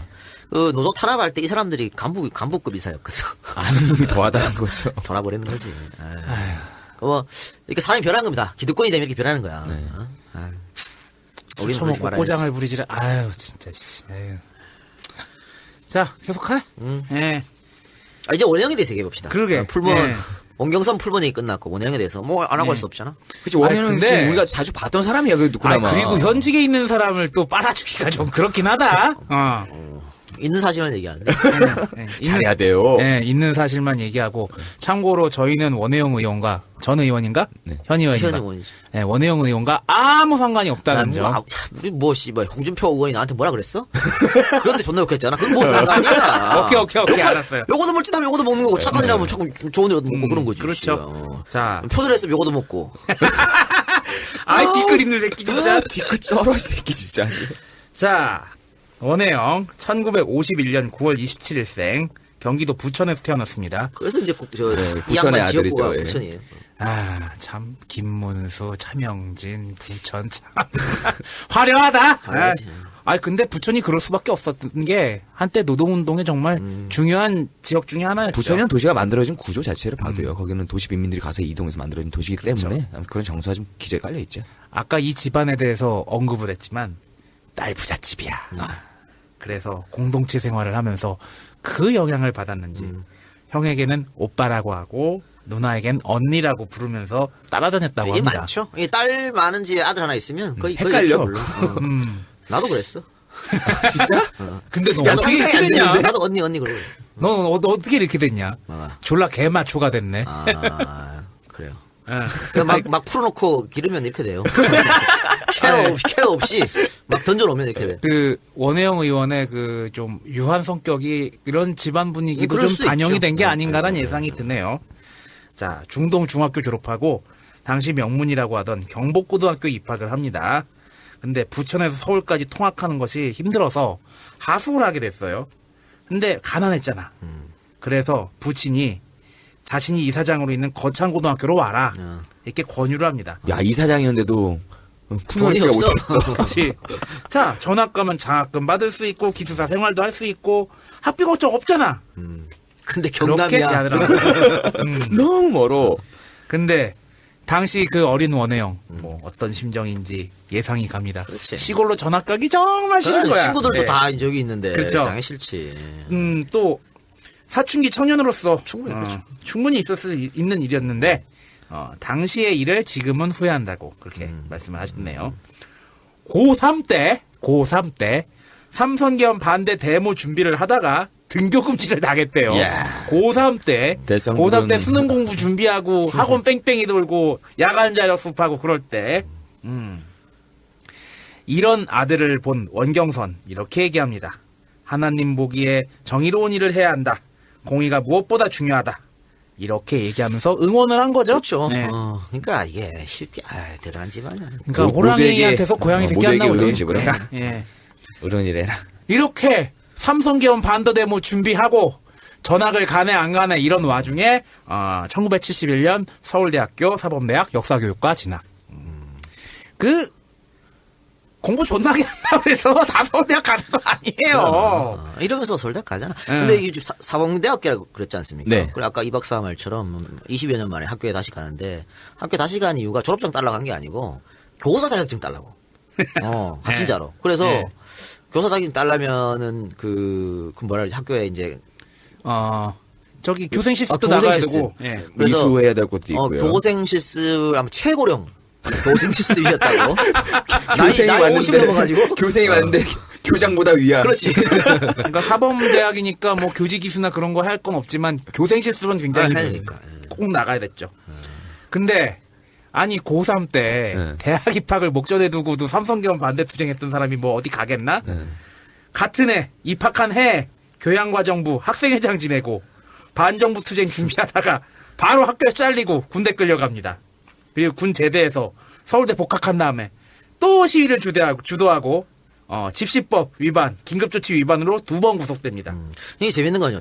이제 원혜영이 군대를 제대하고 학교를 갔을 때 이 네. 민청학년 사건이 일어나고 난 이후거든요.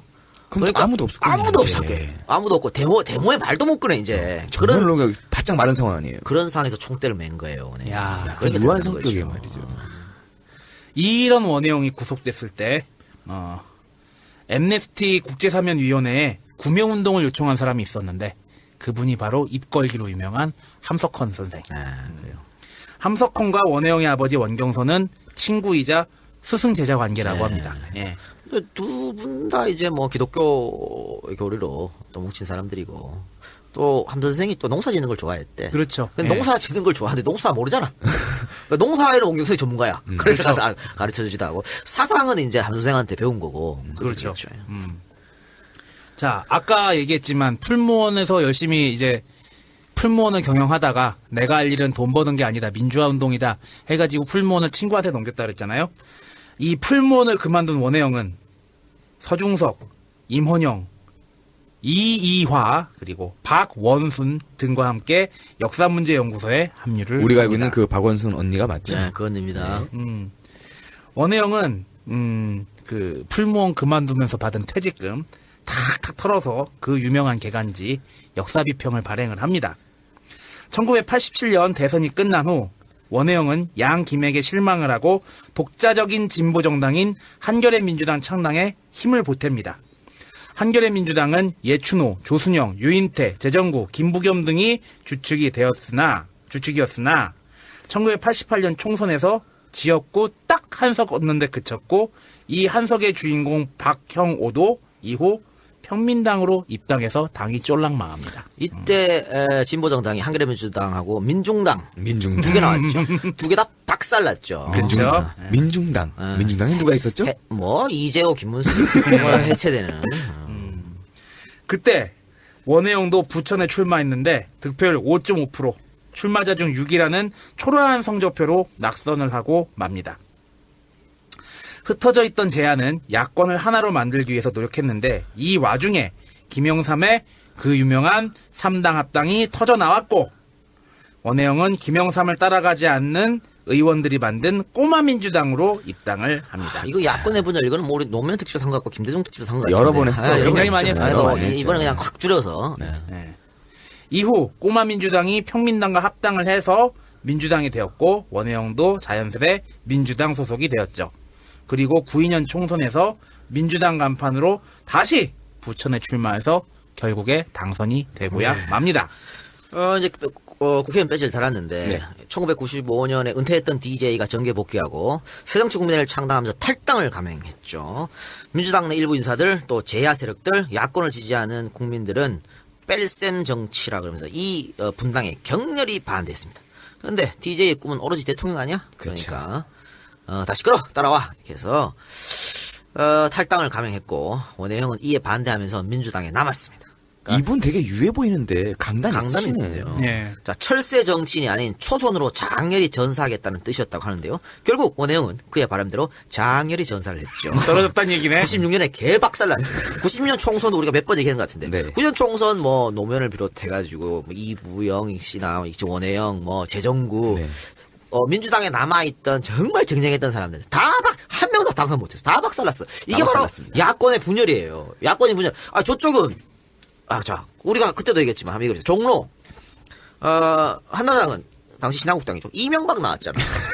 여기는 새정치국민회의에 이종찬, 민주당에 노무현. 이명박은 보수표 다 빨아가고. 그렇죠. 진보표는 이종찬하고 노무현을 반반 나라. 당연히 지지 이기나고. 그런데 뭐 이거 새정치연합에서 분당 얘기가 슬슬 나오는데 분당해라 씨발. 관심도 없다. 이제 신경 끌려고. 그래, 차라리 분당에서 여당으로 붙을 땐 빨리 여당으로 붙어라. 그렇게 해서 이제 장렬히 전사를 하게 됐죠. 근데 뭐 이렇게 우리가 늘 이렇게 하면 실패 뭐 이렇게 될 건데 그 실패가 인생의 끝이 아니에요. 아니죠. 저 이번에 또 안타까운 게 여고생 고3 여고생 수능 시험 고3 점수가 좀 안 나왔다고 해서. 부산에 가서 또 몸을 던졌더라고. 자살했는데 야 이제 20살밖에 안 됐지. 20살 안 됐지. 네. 인생 80 잡으면 아직 60년이나 남았어. 뭘 이게 끝이야 인생은. 투데지 쇼에서 다 했어. 그 했어요? 얘기. 네. 짜증나는 거야 이런 거 보면. 그러니까 그렇게 가리키는 어른들이 잘못된 거예요. 아니 봐봐 링컨, 대중형, 노무현 이 평생의 역사가 실패한 역사입니다. 사업하면 말아먹어, 선거 나가면 떨어져.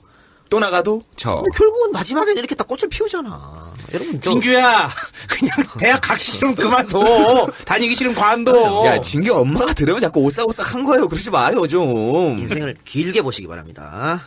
그러니까 이게 뭐냐면요, 원혜영이 오히려 이 선거에 떨어진 게 다행이란 얘기야. 전화위복. 그렇죠. 왜?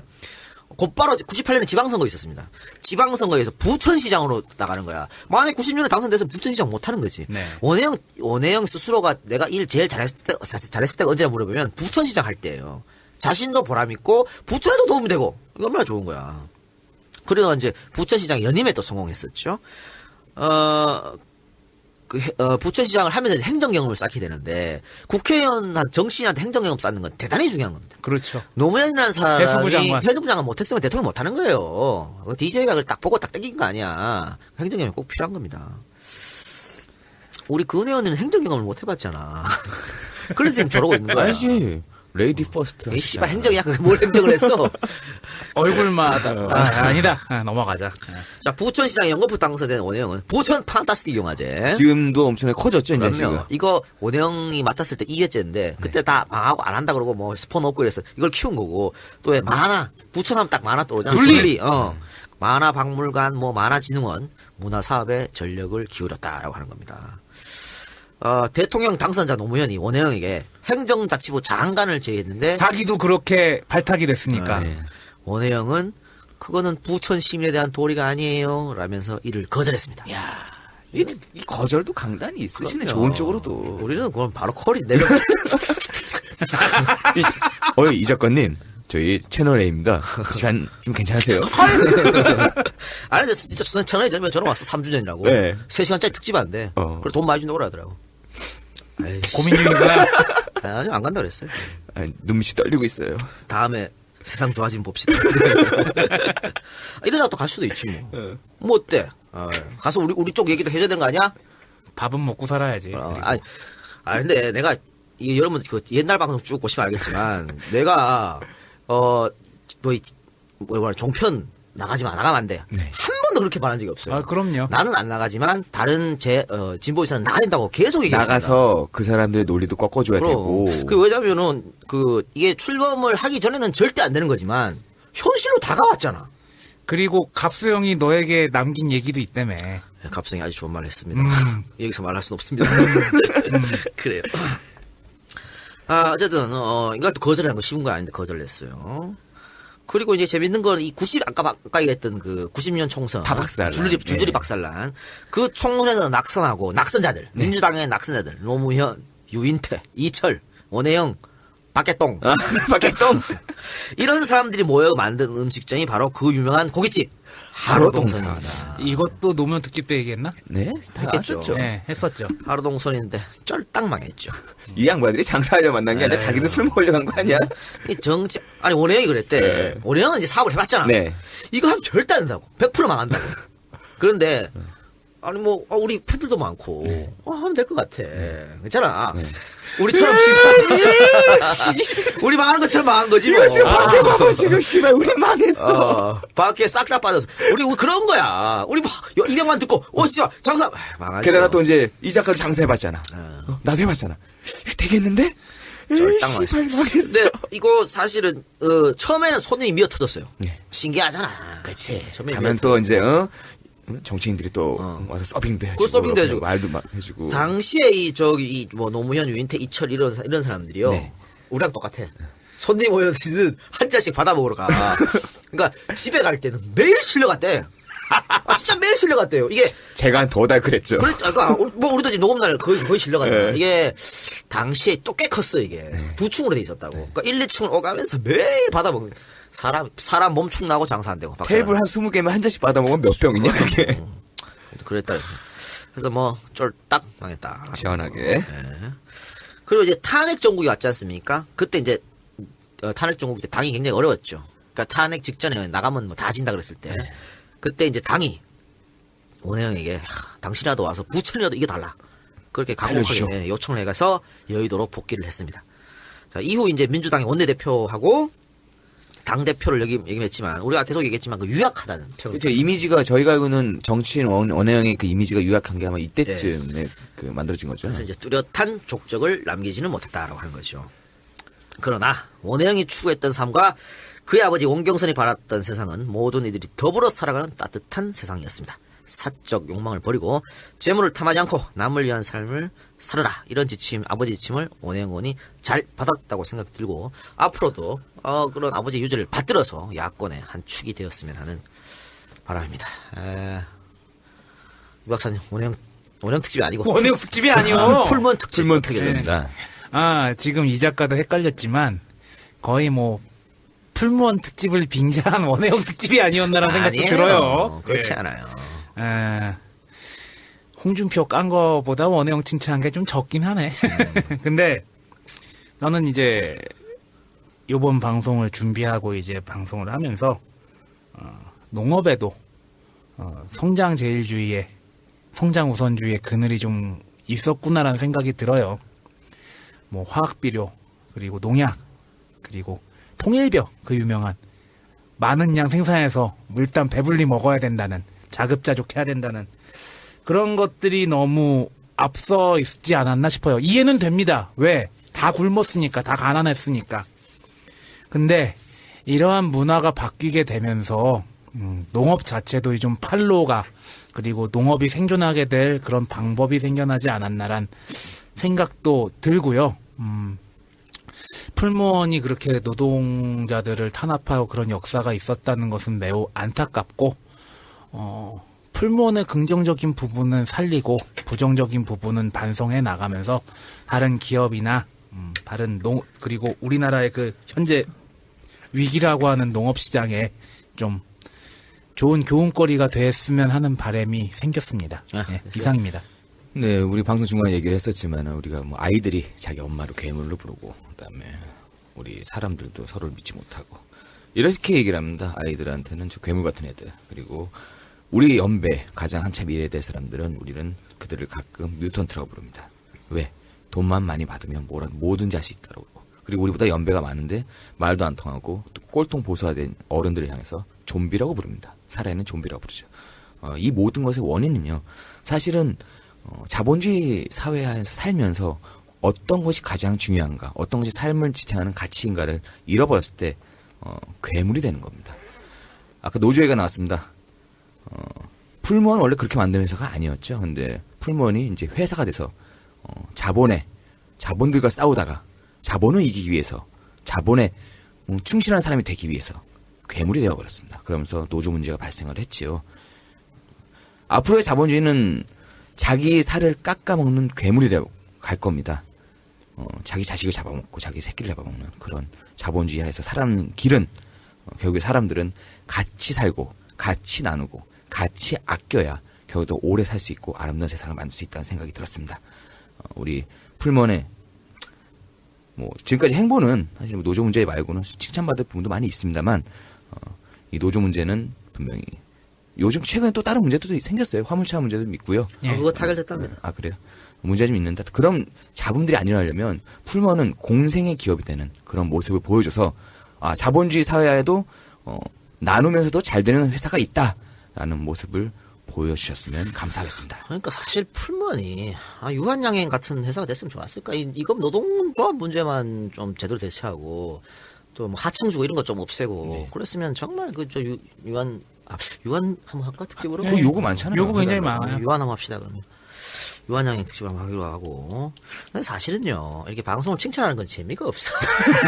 까야 돼. 그치. 까야 재밌어. 까야 제맛이지. 그럼. 앞에 30분 하셨어요, 여러분들. 씻고 뜯고 막고 즐겨야 돼.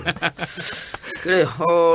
이번 이게 풀무원 특집을 한 것은 이런 기업을 하는 사람도 있다는 걸 알려드리고 싶었고 또 우리가 새정치연합을 새누리당 이중대라고 비난하지 않습니까? 대안세력이 안 된다 이렇게 얘기하는데 분명한 것은 새누리당에 있는 소속 의원들보다 괜찮은 사람이 새정치연합에 훨씬 많이 있습니다. 그거를 좀 알리고 싶고 원혜영 의원이 낙곰수 집회에서 야유 받은 거 그때도 사실 많은 분들이 야 니도 똑같은 새끼들이야 이렇게 해서 야유한 거거든. 근데 그런 물론 정치인으로서 비판받아야 할 점도 있습니다. 원혜영 의원 같은 경우에 있는데 그 정도 야유를 들을 정도의 사람은 아니라고 좀 보고 그래서 그런 걸 좀 바로잡고 싶었다는 그래서 방송했다고 이해해 주시고 우리가 아까 곡물생활 우리 광고를 했는데 네. 요즘 FTA 한중 FTA 통과됐고 이제 소주하고도 한다고 그러면 계속 하지 않습니까? 네. 이제 우리가 이런 거에 대해서 미국하고 FTA 통과되고 나니까 굉장히 뭐라 그럴까 이제 좀 유해졌어. 이런 문제에 대해서. 둔감해졌죠. 아유, 그렇구나. 그런가 보다. 무엇이 잘못되고 있는지를 모르는 거죠. 그러니까, FTA 통과되면 역시 타격받는 건 농업이거든. 그렇죠. 어떤 나라하고 FTA를 해도 우리나라 농업은 타격받습니다. 그러니까 앞으로 정말 이렇게 되면 누가 농사를 져요? 처음이 어렵지 그다음부터는 죄의식이 점점 줄어들잖아요. 네. 끓는 물에 들어가기 전에 찬물에 넣는 개구리는요, 물이 점점 끓어올려도 온도 차이를 못 느끼다가 나중에는 익어 죽습니다. 그러니까 이렇게 되면 농사를 안 짓게 되고 다 싼 외국산 먹을 거 아닙니까? 싼 외국산 먹게 되면 농사 안 짓게 되면 이제 나중에 논이 없어. 쌀 재배 안 해.